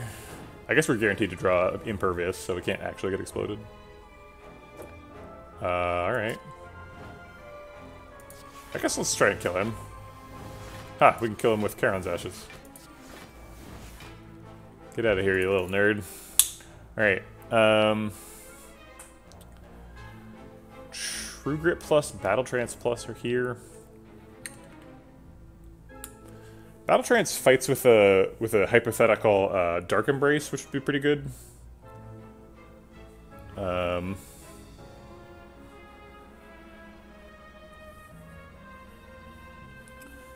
Is True Grit good enough? We can use True Grit to exhaust Sentinel, which is good. It's also just another defensive tool, which I think we still need at least one more of. I think this is we might be good on defense now. Oh yeah, I'll fight these for sure. We perfected the last Orb Walker we saw.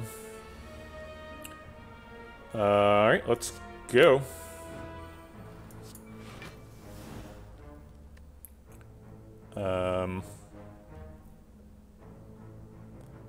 Offering draws way too many cards. Draws 9 or 6 cards, I guess.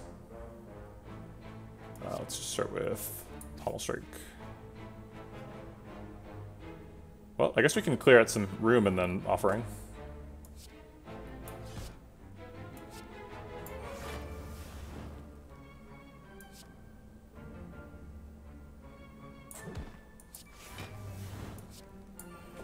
Alright, give it to me. Thanks for the follow, Tribute Triple T. Appreciate it. Welcome to the Vegetable Patch. Imagine defeating enemies by throwing ashes at them. I don't have to imagine, Mintchuck. That's what's happening. We're getting them.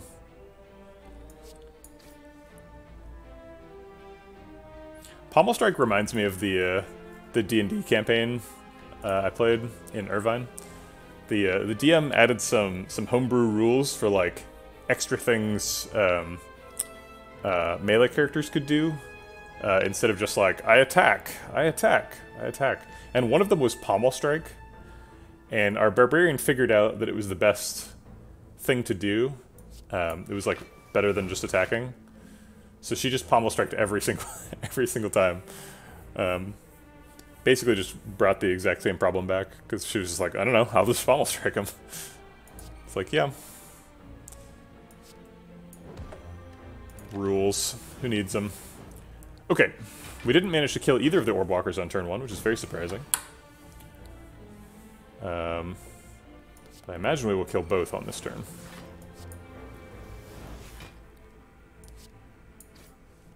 By getting a big ol' Fiendfire.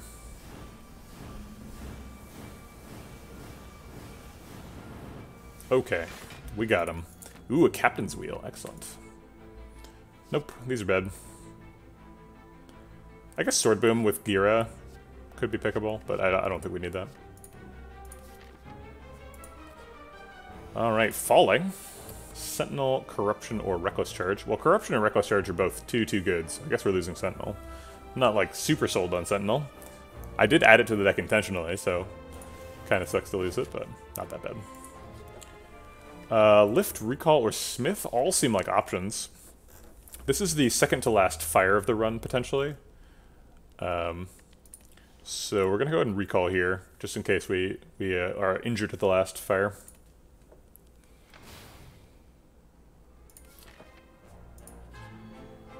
Alright, Unnecessary Healing.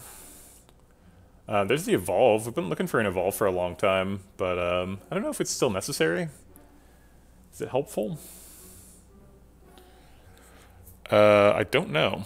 Get a Potion Belt to go with our Sozu. Classic combination.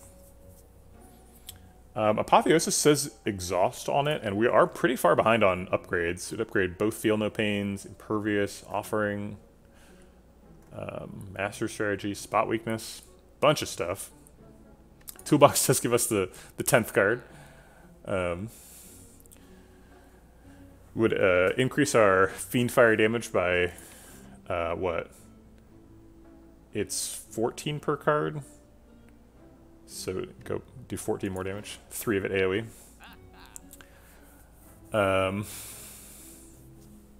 I believe that Toolbox's card does not have a randomized cost, which is interesting with Snecko Eye. Because you don't draw it, it just adds it to your hand. Obviously, if you discard it and then draw it again, it does have a randomized cost.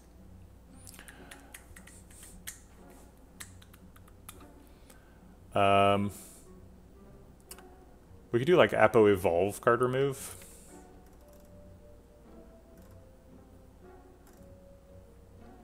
I really want another Reckless Charge, or like... what do I want? Toolbox Apo is totally an option too. That doesn't let us card remove. A little bit more expensive than Evolve. I'm not actually sure Evolve is good. We really only have the one source of statuses, and it's Reckless Charge. I guess we get statuses in the Heart Fight.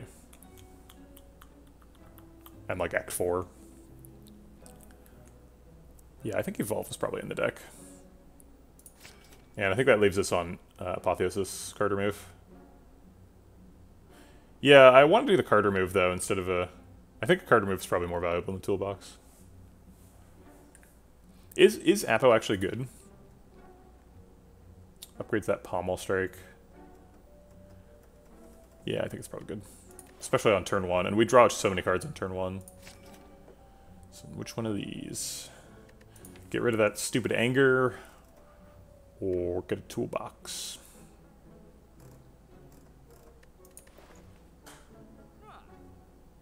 Toolbox of Apotheosis is kind of neat too, because you get to upgrade the random card. Can give me Master Strategy for even more card draw. A lot of the Toolbox cards exhaust, which is pretty good. So like a Secret Technique or whatever. Even like Madness would be good.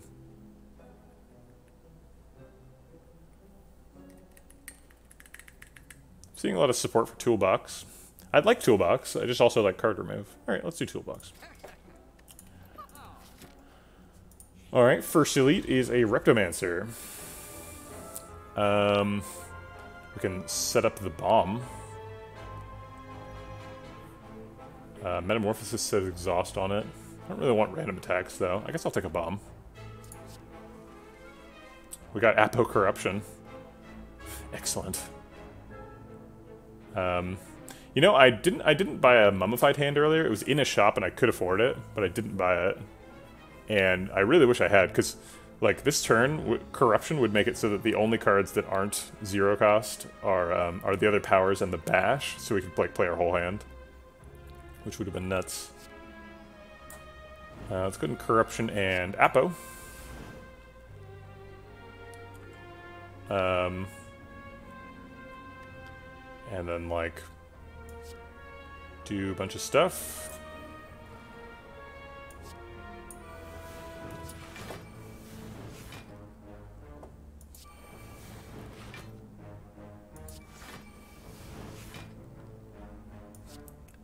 We are already blocked out, so I think we'll just end there. Does... Oh, it's all the... Does it just cost less? Yeah, so Apo Plus doesn't even do anything. Okay. Alright. Fiendfire kills all the daggers, if we can draw enough cards. We also block for 4 per exhausted card. Probably going to play Impervious. So let's play, like, Impervious, Pommel Strike, Fiendfire. We do get wounds in this fight, so we should probably play the Evolve, too. But then maybe we're not exhausting enough cards to kill them all. We have to exhaust how many cards? 8 to kill this dagger? I guess let's see what Pommel Strike gets. Alright, we have 3, 6, 8 cards in hand right now. So we have to exhaust all of them.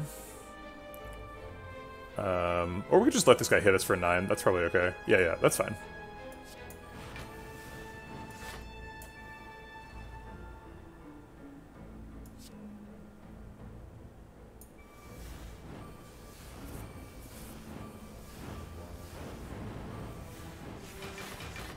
Cool. Alright. It's turn 3, because Captain's Wheel just went off. But we have already won, so... Oh yeah, lethal. It was lethal. That's a good point. Late Smiling Mask, always excellent. Wild Strike seems like it's in the deck. We've got an Evolve now. And Fiendfire? We need a second wind. We have a True Grit plus.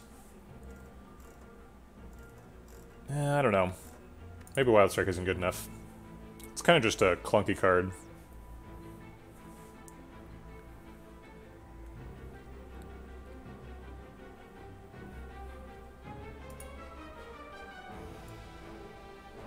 Yeah, Exude would be nice. Not as nice as Impervious, obviously, but... Alright, let's get that. Have to go right to get the Mega. A Lantern. Okay, sure. Why not? We could add another Apotheosis. Seems bad. I guess I'll take a Chrysalis. Oh man, we should have taken the Apotheosis. We missed it.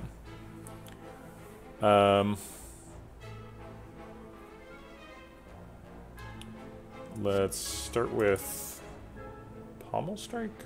I kind of want to, like, bash Pommel Strike Fiendfire. We should probably put Reckless Charge too. Alright, let's start with the... So bash, Pommel Strike, Reckless Charge, Fiendfire costs 2 energy. So we can do plenty of other stuff too. Probably want to play a Feel No Pain, so let's do that first for the slow. And then draw the cards. Alright, see you around, Sir Artemal. Let's save the Reckless Charge and then do a big ol' Fiendfire. 23 per card. I'll play Anger first to get an extra slow. So we miss 9 damage on that card, but then we get an extra... No, it's less. Why does it draw 10 cards in turn 1? Well, there's a couple of reasons. So we've got a Bag of Prep. So our natural card draws 5, and then Bag of Prep goes up to 7. Snecko Eye goes up to 9, and then Toolbox put the 10th card in our hand. No, I don't remember you telling me about your Chrysalis win against Time Eater. Not trying to claim it didn't happen, but...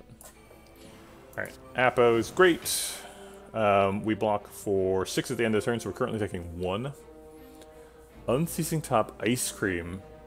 32 Energy Tempest. Oh my god. That's hilarious. I love Defect stuff. Defect is so silly. Let's play this. See what happens. Ooh, skipping Evolves, not fun.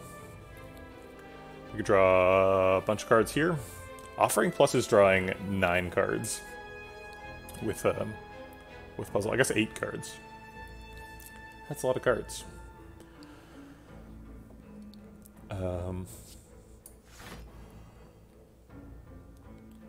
So I think we're just going to bide our time here and just do a strike.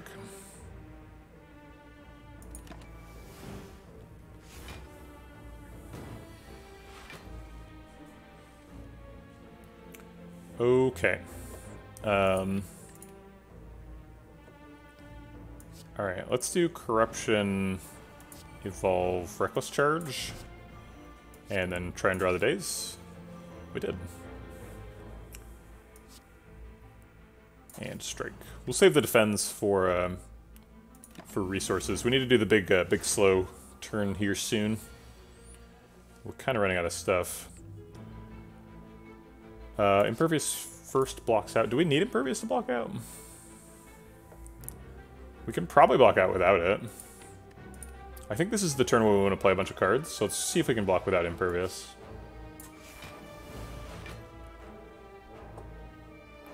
I'm gonna play Bash now.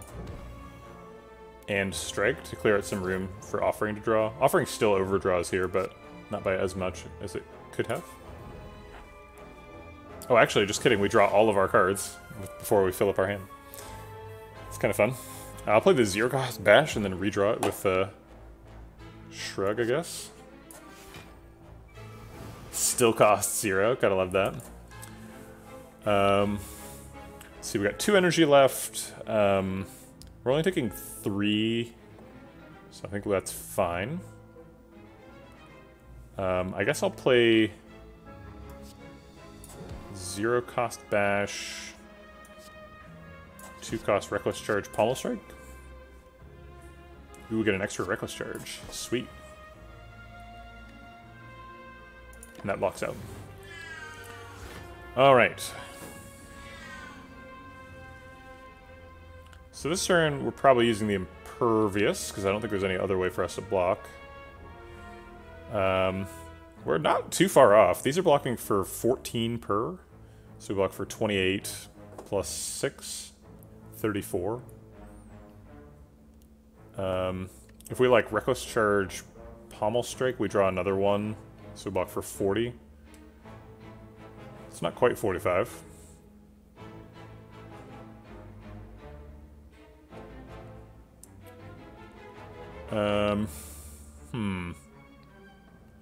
Coming up a little short here.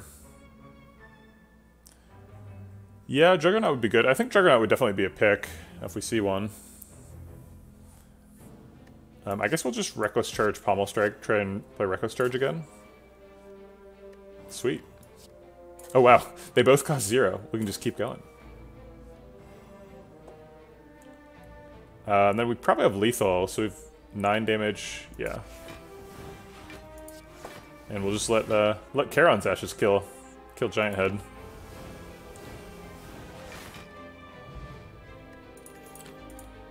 Okay, second Fiendfire seems great. Wait, does it? We already like run out of cards in the deck. This run is very confusing.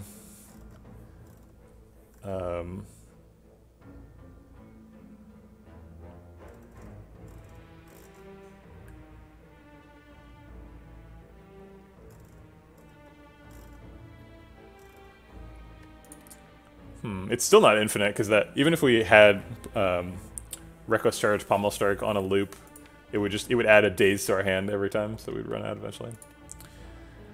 No, I don't think we want another Fiendfire. Gosh, do we really not want another Fiendfire? What if we get a Dead Branch? God, this deck would be so good with a Dead Branch. Yeah, it doesn't seem like we need another Fiendfire. It's like the problems that can be solved by Fiendfire are already being solved by Fiendfire. Yeah, that's true. If we had Medkit, it would be infinite, if Snecko willed it, so. I think we're skipping Fiendfire. Madness is bad, because they get re-randomized every time you draw them, so the permanent decost doesn't actually work, plus the Madnesses themselves get randomly costed.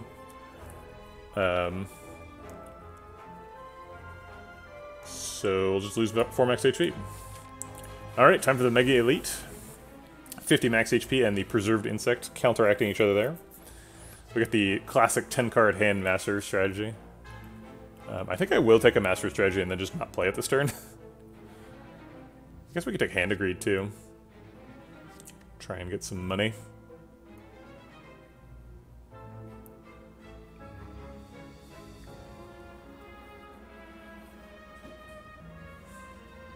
Yeah, medkit's so good.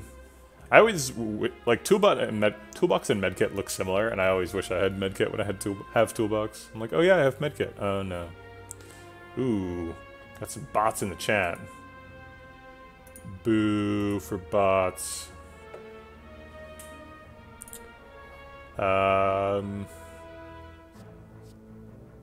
Master strategy is kind of silly, but I'll take it anyway. Alright, 2 master strategies in hand. You like money? Yeah, that's fair. That's true, an unupgraded madness would be reduced in cost to 0 by apotheosis. Good point. This hand sucks. Let's get rid of the 0 cost defends and draw some new stuff. Alright, apotheosis makes things a little better. And then we can play like 2 Feel No Pains or Feel No Pain Evolve.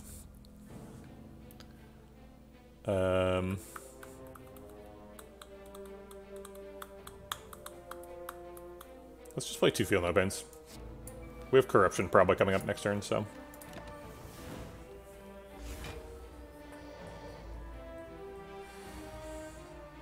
Yeah, I really like Discover effects. Discover is really fun. Okay. Reckless Charge knows his job. Need to get those dazes in the deck. We did not play Evolve, so I'll play the Pommel Strike before the Reckless Charge. Right, we did get Corruption. We could just skip it for this turn. We don't need to play it right now. If we're dreaming on scaling huge with spot weakness, we need to skip it.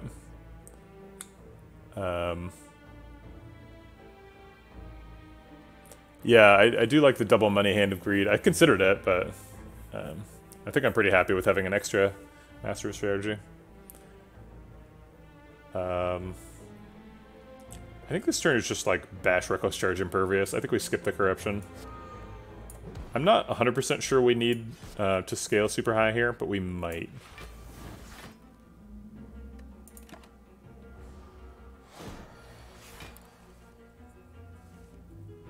We're going to save the Fiendfire to get rid of a handful of burns. Burns are a pretty big issue in this fight. For this kind of deck, I guess. And let's look for spot weakness. And miss it. Alright, well we can extend the vulnerable. I'll go ahead and anger too. We're trying to outpopulate the burns, so might as well get the angers. Is defend better than nothing? I think defend is better than nothing, so I will not exhaust one.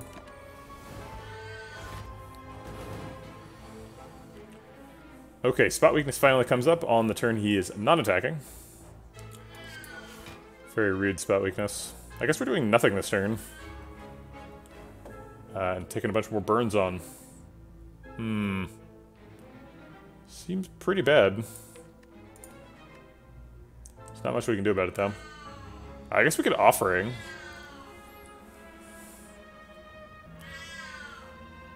Double defend Offering. Draws a bunch of cards. He's intangible right now, so it doesn't feel terrible to do nothing. Alright, let's just do nothing.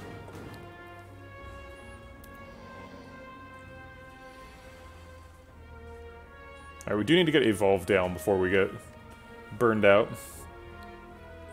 Yeah, Coconut agrees with you, Montebay, though. Meow. See?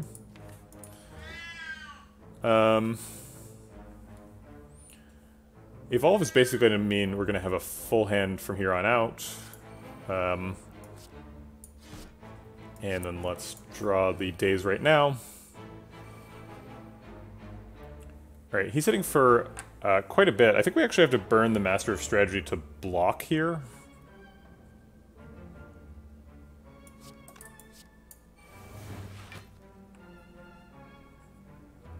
Offering does net block a tiny amount, because we get 8 for exhausting it and pay 6 health. It could also draw a 0 cost block card, but I'm not going to stake anything on that.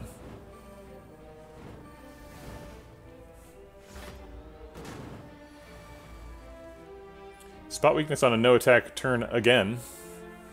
Pretty disappointing. Let's go ahead and Pommel Strike and then Reckless Charge, so we get a Daze queued up for next turn. And I guess we're trying to outpopulate the burns, so I'll throw an Anger in there. And True Grit away burn.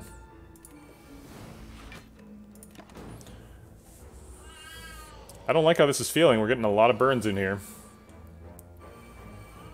Alright, well, I guess we get to get rid of a bunch of them. Let's save the Anger, use the Defend, and Fiendfire the rest. Is this lethal, too? Feels like it might be. Yep, sure is.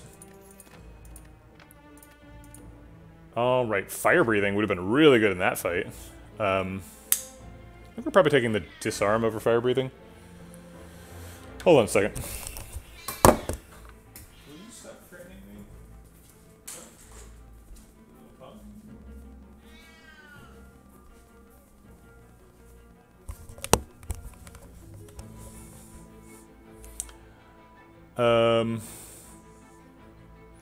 The conversation that just happened with Coconut is, put my chair into the sunspot or I'll pee on the staircase. It's a pretty direct threat. Peeing near the sun, meowing near the sunspot and then meowing near the staircase. She's got a plan. It's a manipulator.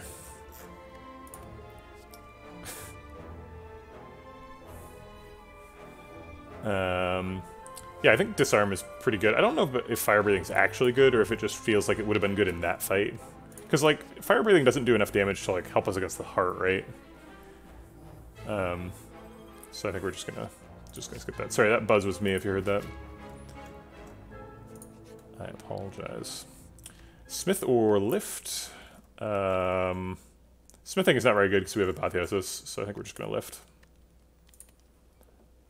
Get strong. Looks like we're getting 3 strength before the end of the game. It's pretty nice. Ooh.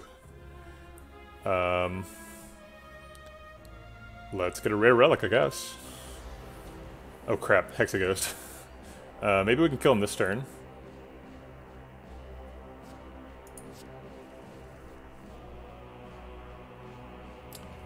No, whatchamacallit, Fiendfire here. So I guess let's try and draw one. I think we're gonna Offering turn 1. So we're just gonna burn some cards here. That's true, Disarm is super good in this fight. I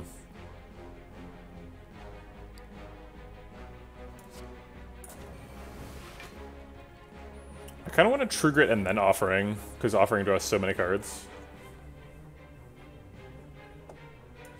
Yeah, let's go ham.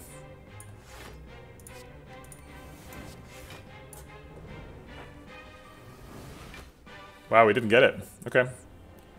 I guess it could still be 0 cost, and on the top, Shrug gets it.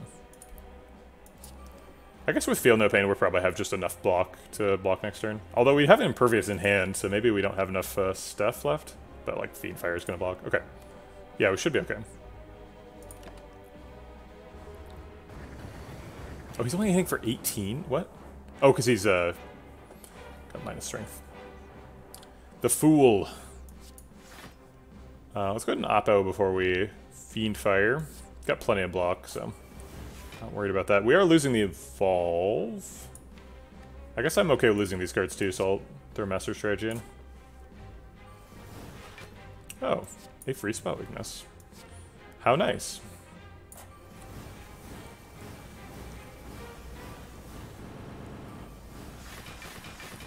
Okay.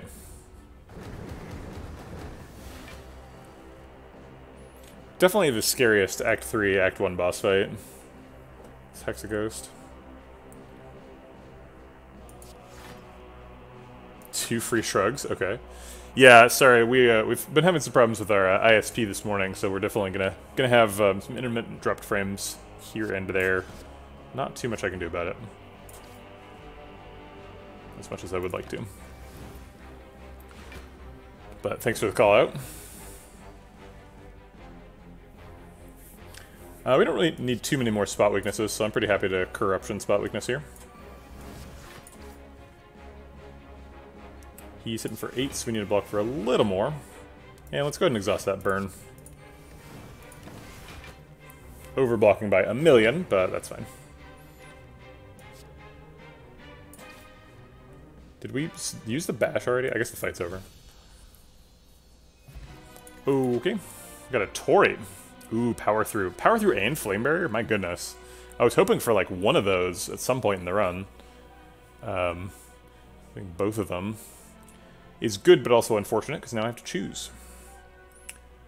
Flame barrier costs more, so it gets a bigger cost reduction from whatchamacallit, Snecko Eye. Power through generates cards in hand, which can be useful for like evolve and fiendfire and stuff. But we don't actually have like a medical kit, so maybe that aspect is not like super useful. I think we'll just take a flame barrier. A lot of multi-attacks coming up. Awakened one first, and then the Spire Elites, and then the Heart. All multi-attackers. Yep. Lift. Alright, we bought a gear in like late Act 2 and actually managed to get it all the way up to 3. Pretty neat. Panache is a power. Not sure how concerned we are about powers exactly. We're worried about running out of resources is the main thing. I'll just take thinking ahead. Alright, spot weakness turn 1 is really big.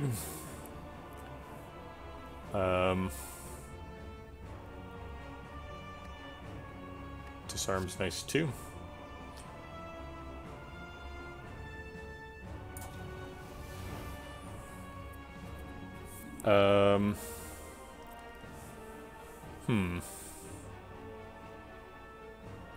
Let's draw some cards. Probably gonna play Feel No Pain. I don't think we can block without that. I guess we have Shrug-It-Offs and stuff, but...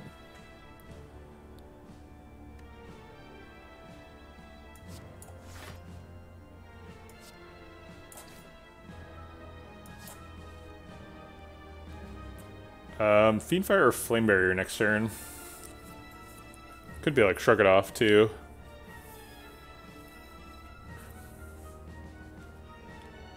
Are these good cards to Fiendfire? If we play like Feel No Pain, Fiendfire, Feel No Pain, Apotheosis, Fiendfire would be great. Alright.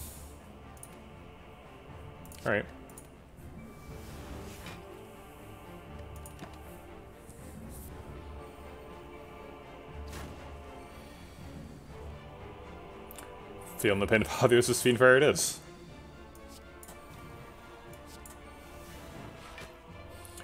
We got 3, 6, 8 cards, so Fiendfire sitting for 7 times 16 and exhausting 8 cards. 8 cards is 24 AoE damage, so he does not die.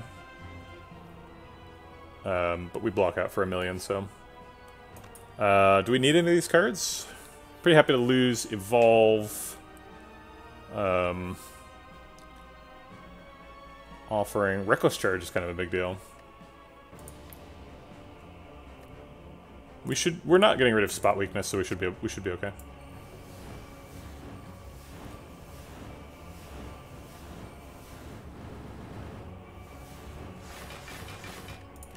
Okay.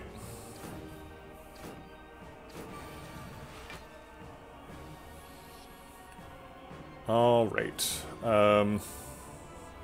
Expensive spot weakness here. We could corrupt it. Corruption makes us take 8 extra damage this turn. So that's expensive too. But it also lets us block for 12.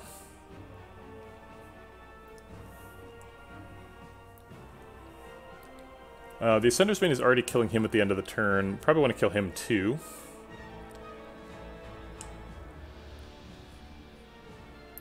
So we block for 8, go up to 26, plus another 6 is 32, so we're only taking 8. That's fine. Oh wait, yeah, we have to use the anger to get there, but that's okay.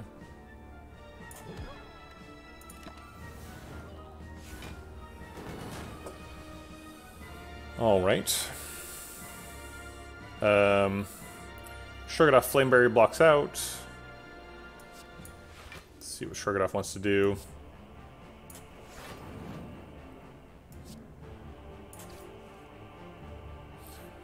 Do we play Angers? Yeah, I'll play one. 18 damage is a lot. Alright, now we're talking 0 cost spot weakness. That's what I like to see. Flame Barrier Defend blocks out. I guess Shrug It Off is probably going to be the other card. Alright.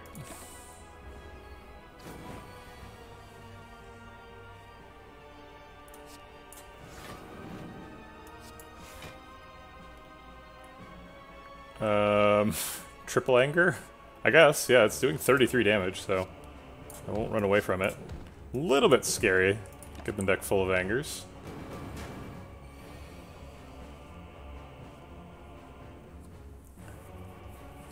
Alright, I think we're playing Corruption after we proc him this turn.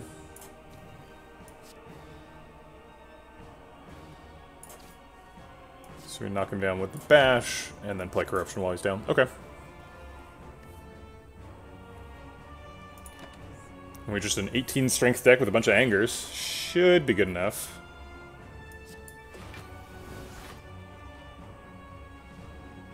I'd like to save the Flame Barrier for a multi-attack turn if I can. 44, this is blocking for 14. 14 plus 17 is 31.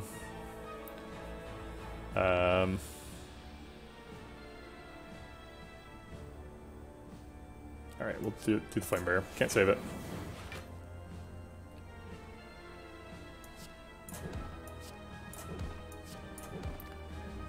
Alright, Angers. Carry me to victory. One last spot weakness.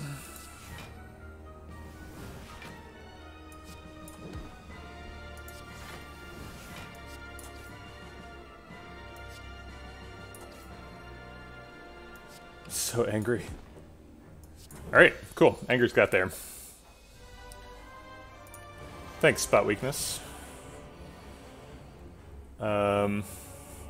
This is a fight where we get dazes supplied to us, so we're not going to run out of resources. We just have to make sure the dazes are enough.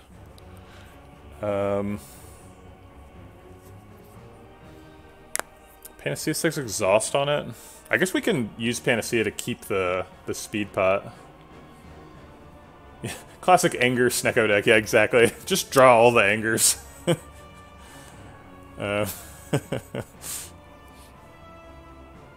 Snecko angry. Alright, I'll allow that dream to exist. I don't know if we're gonna do it necessarily.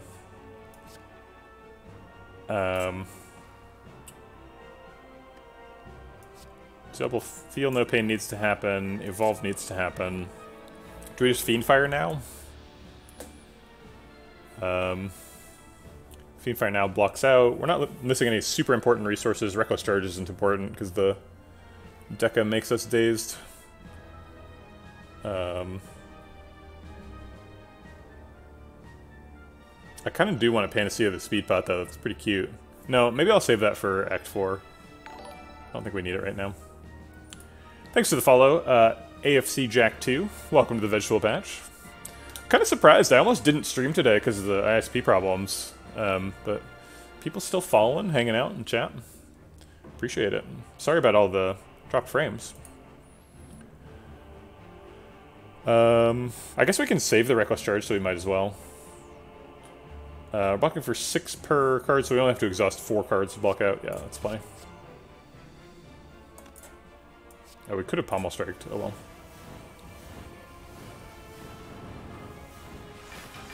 Okay.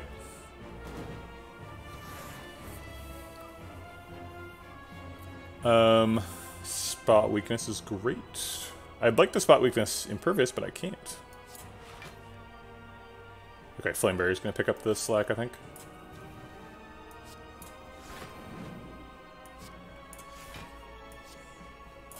Is Disarm useful in the fight? Can we actually remove artifact charges? We cannot. It's never gonna hit.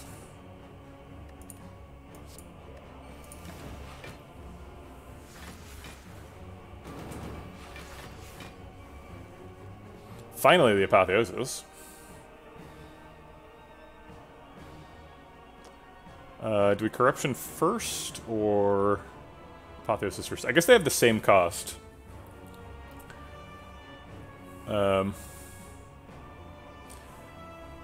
Shrieking Eels, that comment is very confusing, because you're saying it's unlikely that Disarm will be useful, but you've said, unlikely, that Disarm will be useful. But it's unclear what the unlikely refers to, because you comma separated it from the rest of the sentence. Yeah, exactly, because the Apotheosis will decost the Corruption, so it's really just, do we want to play Corruption this turn? I don't feel amazing about it, but I will do it anyway.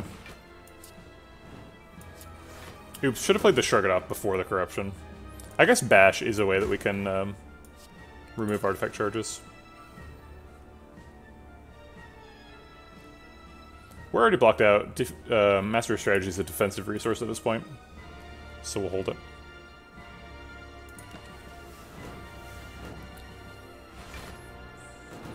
Alright, let's try and hold him to 2 Donu buffs. Two's a bit.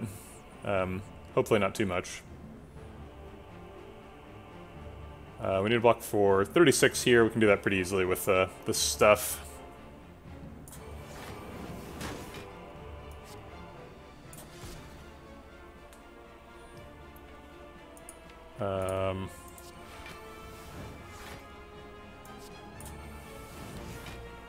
Alright, getting that spot weakness. We've blocked for 36, so now we just got strike left. And we'll save the rest.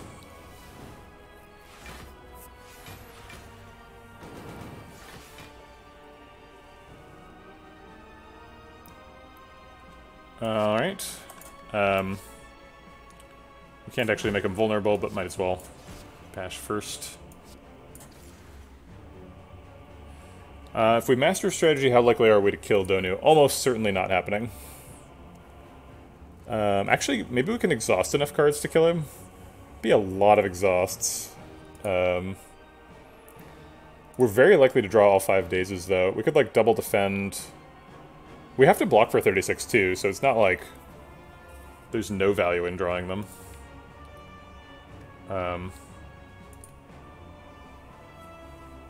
So we could, like, True Grit the Strike. That exhausts 2 cards, 3, 4, 5.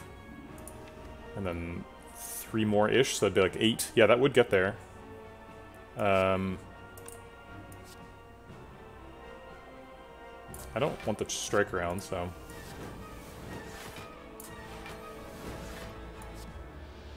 Alright, now we've blocked for 36, so we don't want to do too many more. But we've killed Donu.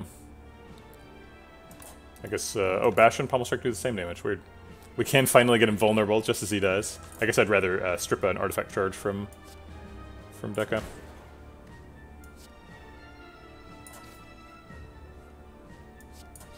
Spicy.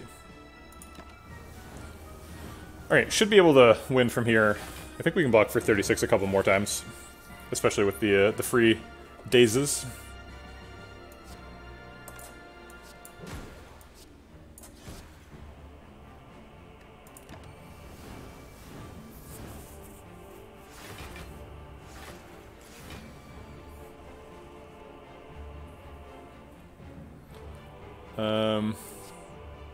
I guess Reckless Charge, Pommel Strike is good.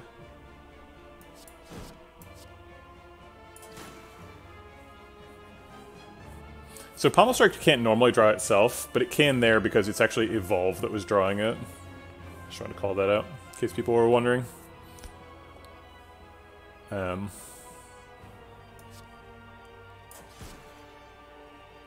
Alright, blocking for 36. These are each blocking for 14. So we could play 3 of them, that would block out. Impervious obviously blocks out. We're already blocking for 12 at the end of the turn. So we only need 24 more, so that's exactly 2 defense. Let's do that. Alright, we are running out of stuff, but we could block Donu, or Deca at least one more time. And that should be enough. I am lagging, because I'm having ISP problems. I've talked about this a bunch, but happy to keep talking about it. Alright. Pretty much drawing our whole deck every time. But I think we've got ourselves to a place where that deck is good enough. Actually, we probably have lethal here. Oh, I guess we don't have enough energy to do it. Okay, fine.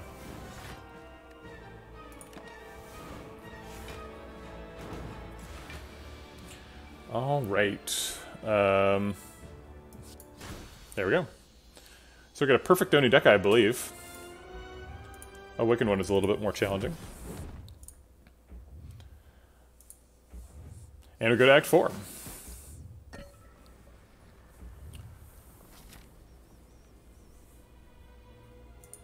Alright. I guess we're taking an upgrade because 4 health is pretty low.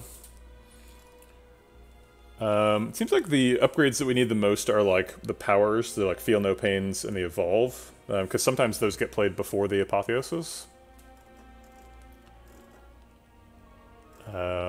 So let's tag a Feel No Pain. Okay. Alright, if Rupture triggered off of Beat of the Heart, I would pick it here, but it doesn't. Let's see. Boy, nothing useful here. Can't buy potions, because Sozu. There's no artifact charges available. Chrysalis is not good with Snecko Eye, so I guess we're just taking like a card remove and a Shrug It Off.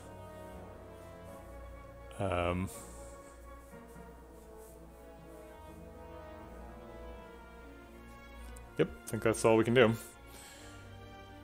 I think we are going to remove the Anger.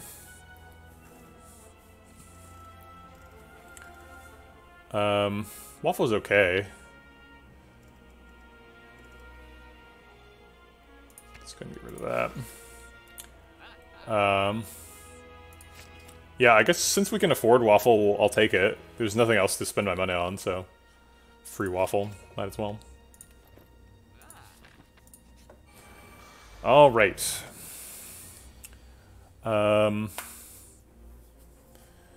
Let's see. Can we see what their intentions are before we choose? We can. So Finesse seems nice. Only need a block for 12, though. I'll take Dramatic Entrance. I think we might be trying to kill them on turn 1, or kill at least Shield on turn 1. Spicy turn 1 0-cost Apotheosis, 0-cost Corruption. Alright, let's do that and Shrug. We have an Offering too, so we can like really turbo through the deck here.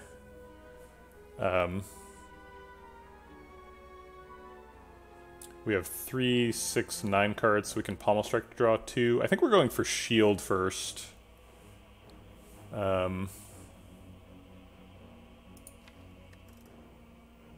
If we can draw the Fiendfire. Even if we can't draw the Fiendfire, it's possible we can just kill Shield right now.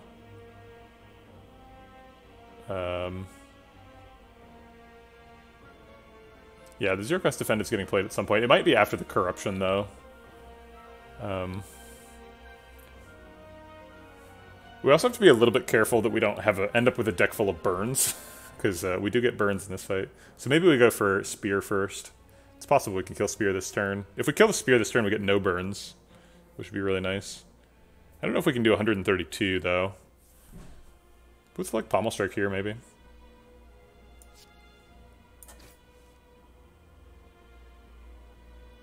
Okay, I am going to Corruption now, so that I can play the Shrug It Off for free.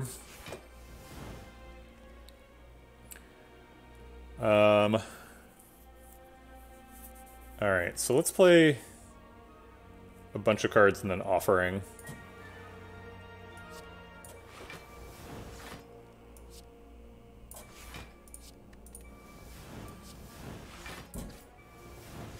So I believe Offering draws 8 cards here, because it's 5 plus 3. So I'll go down to 8 to 2 cards in hand.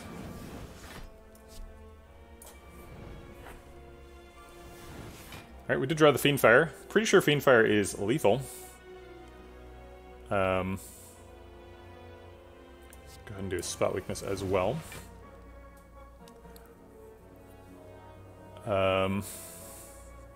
We have 7 cards that aren't in hand, so this will be exactly our hand. Feel the Pain, Evolve, Disarm, 2 defends. That's not very promising. Pommel Strike is the only attack. We're gonna need a little bit more than that, so I'll like bash on the shield before I kill the spear. Hi, Snail Crazy.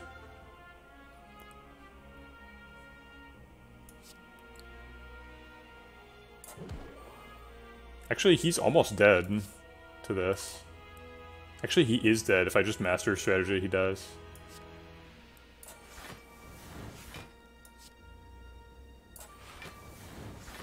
So we'll just OTK him. Seems good. Alright, on to the heart fight, I guess.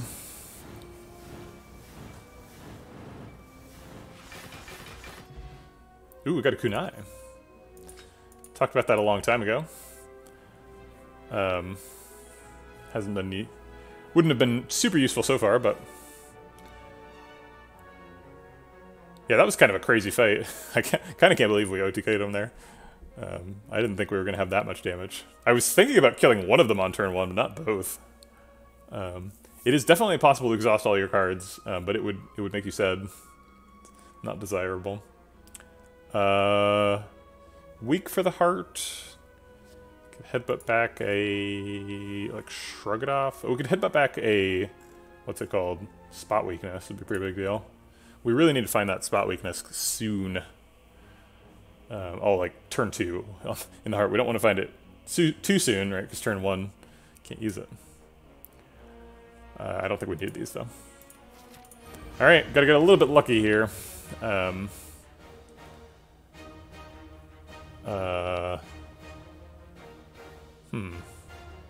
guess Secret Technique's always good, right? Turn 1, Apotheosis. Ooh, spot weakness. Drat.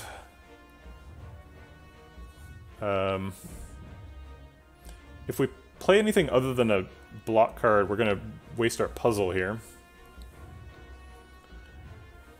So I think we have to Shrug and then Feel No Pain Apo.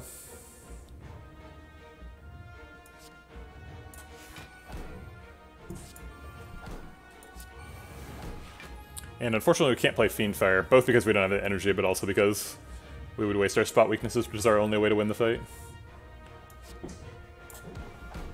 I think we Secret Technique for Disarm. Oops, we upgraded the Secret Technique. I didn't do that on purpose. That was an accident. Disarm, obviously super good here. Alright, that should set us up for turn 2. Hopefully it's a multi-attack. It is not. Drat. 3 energy because of the Void, so I guess we're just going to double defend and take a bunch of damage. I guess this is what we saved the Speed Pot the whole run for. We're never going to get to, whatchamacallit? Artifact Charge the debuff away. And even if we did have an Artifact Charge, we would have used it on the Vulnerable instead, so... I guess that's true. Defend, Slime is more block. Also gets the Slime out of the deck. Alright.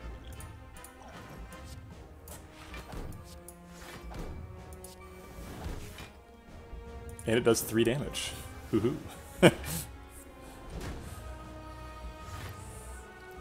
0 times 15. Classic heart. Alright, so we can't play Corruption because we need to play a couple of spot weaknesses in this fight. But we can play Evolve. There is a Daze here, so we could draw 3 cards if we Pommel Striked. So we need to be ready for that. Let's go ahead and True Grit away a wound. Seems like a pretty big win.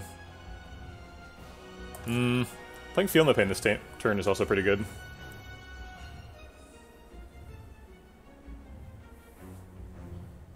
we've got 3, 6, 8 cards in hand, so even if we draw 3 with Pommel Strike, we don't overdraw. Okay. He said my hand is full, which means he tried to overdraw, didn't he? Oh, because we have Evolve Plus. Shoot. So we drew 4 cards. Should have shuffled there.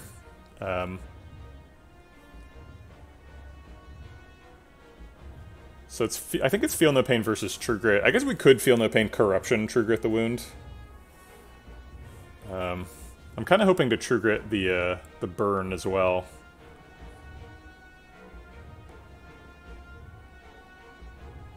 Yeah, it's a pretty small deck. I think we'll just wheel back around the Feel No Pain when it's less expensive.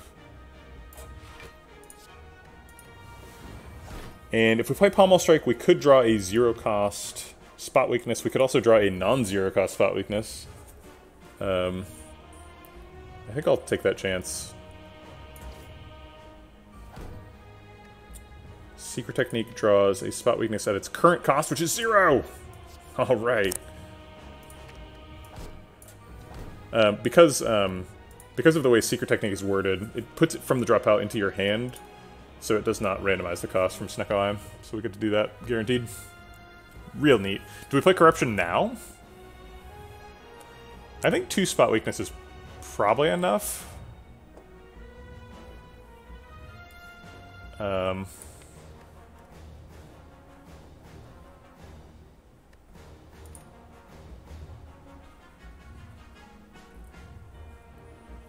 think I do play a 0-cost Corruption. Because we go up to 11 strength the next time we play it.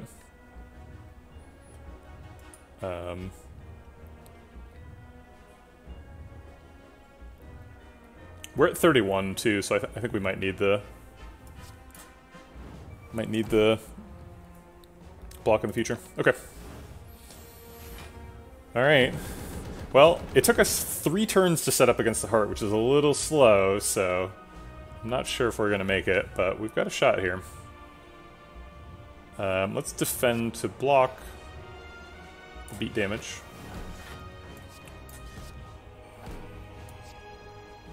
This could draw 4 cards. I guess we'll True Grit the burn to make room. I should have True Gritted the burn for the block instead of wasting a defend. I guess we might end up Fiend Firing these cards. Let's see, actually, there's only 1 daze here, so this can draw 4 cards at the most, and there's 6 other cards in hand, so this is fine. Okay.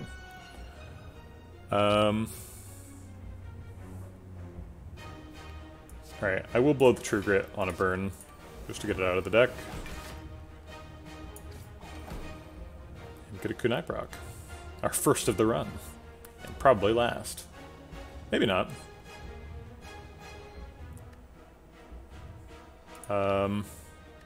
We could shrug it off to look for a 1-cost Bash or Fiendfire.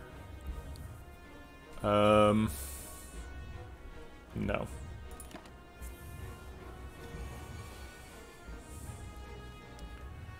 Alright, our last spot weakness has arrived. Flame Barrier on the multi-attack turn's pretty big. Gotta like to see that. He's hit for 60. So we probably need to play like Impervious or something. Yeah,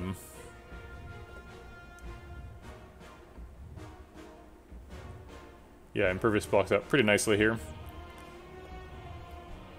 We can probably block out with Offering too. Offering could help us find Feel No Pain. Yeah, we're probably dead. It took us too long to set up. We were too slow. But we're playing it out. It's possible we got there.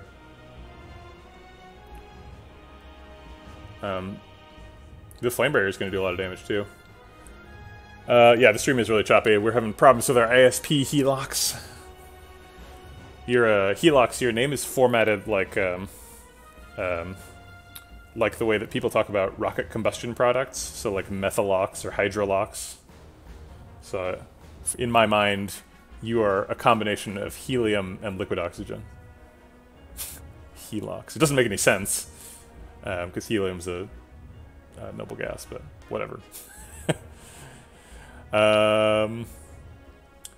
So the 2 lines here are Bash Strike Offering or Bash, Strike, Impervious. I think I like Offering better. Are we really going to block for 60 without Impervious, though? I don't think we are. Yeah, I think we just need to Impervious here. I don't know, 79 is usually like a year, right? It doesn't make a sense from a rocket combustion product perspective. I see. So it is still liquid oxygen. Oh, the L is attached to the helium. I get it. So it's like Helox instead of Helox. Oh, you're 79 years old. Wow. Oh man, that's super cool. You're like the coolest person to ever show up in my Twitch chat. 79-year-old scuba diver. That's just cool. If we play Feel No Pain before Shrug It Off, we get more block out of the Shrug It Off, but we take 2 damage to the beat. That's a net health win, I guess. So I'll do it.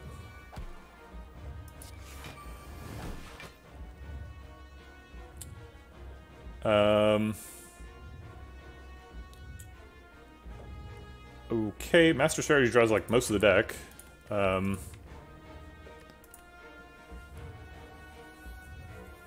Let's Pommel Strike to see what we can find.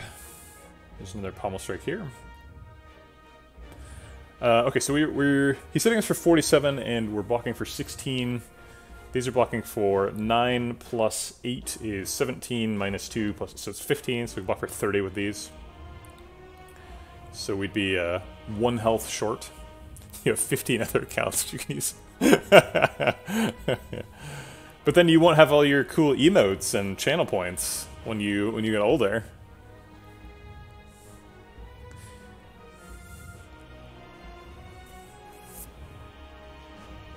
I assumed that the 79 was you were born in 1979, which would make you significantly less than 79 years old.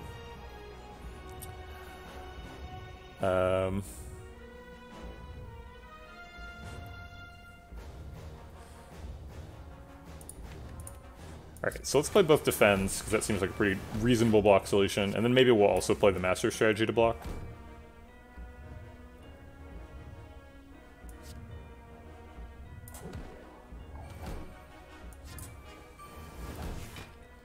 Tempting Fiendfire.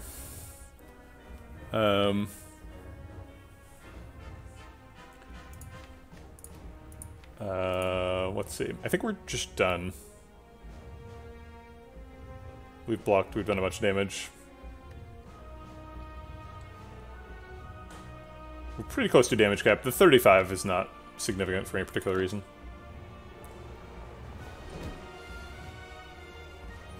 Okay, what does Secret Technique do? Gets Shrug It Off, I guess. Not very useful. Ooh. Congratulations, Kidlet. Now, if the number after Kidlet's name represents a year, then he is extremely old. I presume it represents 1990, and I don't know what the 14 is for. But if it was 1490, holy cow. You're like some kind of vampire or something. Cool. Well, you've posted a lot of personal information on the internet on this day. I guess that makes sense as an interpretation. I probably should figure that out. 1490 is like straight up just a date with no slashes. Okay, so we need to do something to block beat damage. I think that's going to be a Shrug It Off. This does raise some questions about, like, how do we block for the rest of the fight, but you know what? We'll figure out the answers to those questions in the future. And then we need Pommel Strikes to do damage.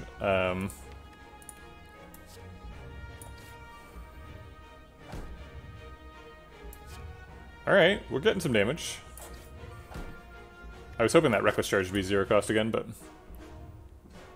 yeah, that's right. Kidlet would only be like a casual 600 years older than you. Um, Yeah, we could Offering to keep going this turn, but he's only got 52 damage left in his cap, so I think we're planning on killing him in 2 turns, which means we're planning on surviving next turn. I'm not sure how that's happening, but maybe, like... Because our only defensive resources now are, like, Defend, Shrug, and, like, Fiend Fire, I guess. But maybe we can make it work. Alright, the big attack first is very fortunate. That's the smaller attack at this point. We're going to need a bunch of blocks, so let's start getting that going.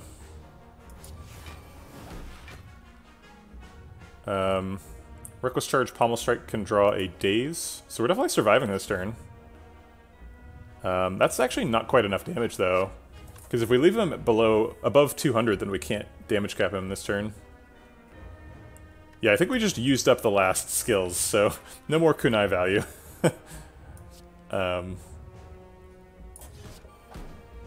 Maybe we draw some zero-cost stuff. So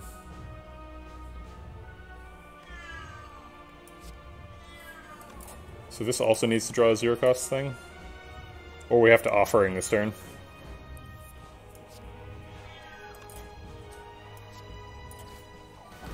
Yep, we have to Offering to get him below 200. Do we survive this? Yes, because Offering is net health positive. Or actually it's neutral, because we lose 6 health, gain 8 armor, and then lose 2 of the armor to beat.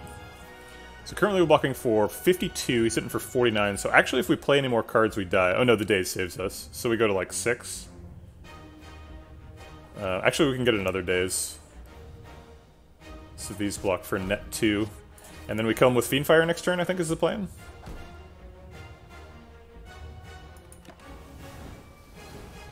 Looks possible.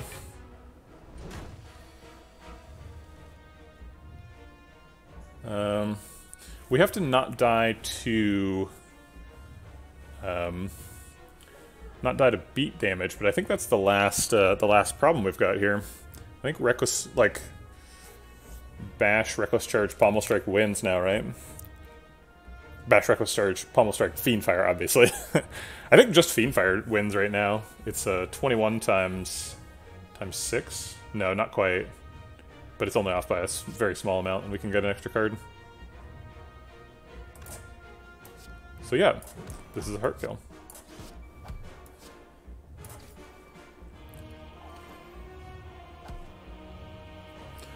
Oh, does it win? Oh yeah, because it was 31, yeah. Okay, it would have killed him. Alright, but we win it 2 this way, so it's even more stylish. Alright, well, that was close. Hey, wait a minute, do you get gold at the end? Why am I at 10? Because I was at 2, and that healed for me for 6? Where'd the extra 2 health come from? Oh, maybe you don't take B to the heart beat damage on the turn you kill him? I guess. Yeah, this was a really close one. This one just did not feel safe. I'm still not sure how we pulled that off. Yeah, we were at 4, but I thought I was going to take 2 beat damage and go to 2 by the end. But today I learned, if you're at 2 health and you play a card that kills the heart, you do not die to the beat. You win before you kill the heart. Apparently. Huh.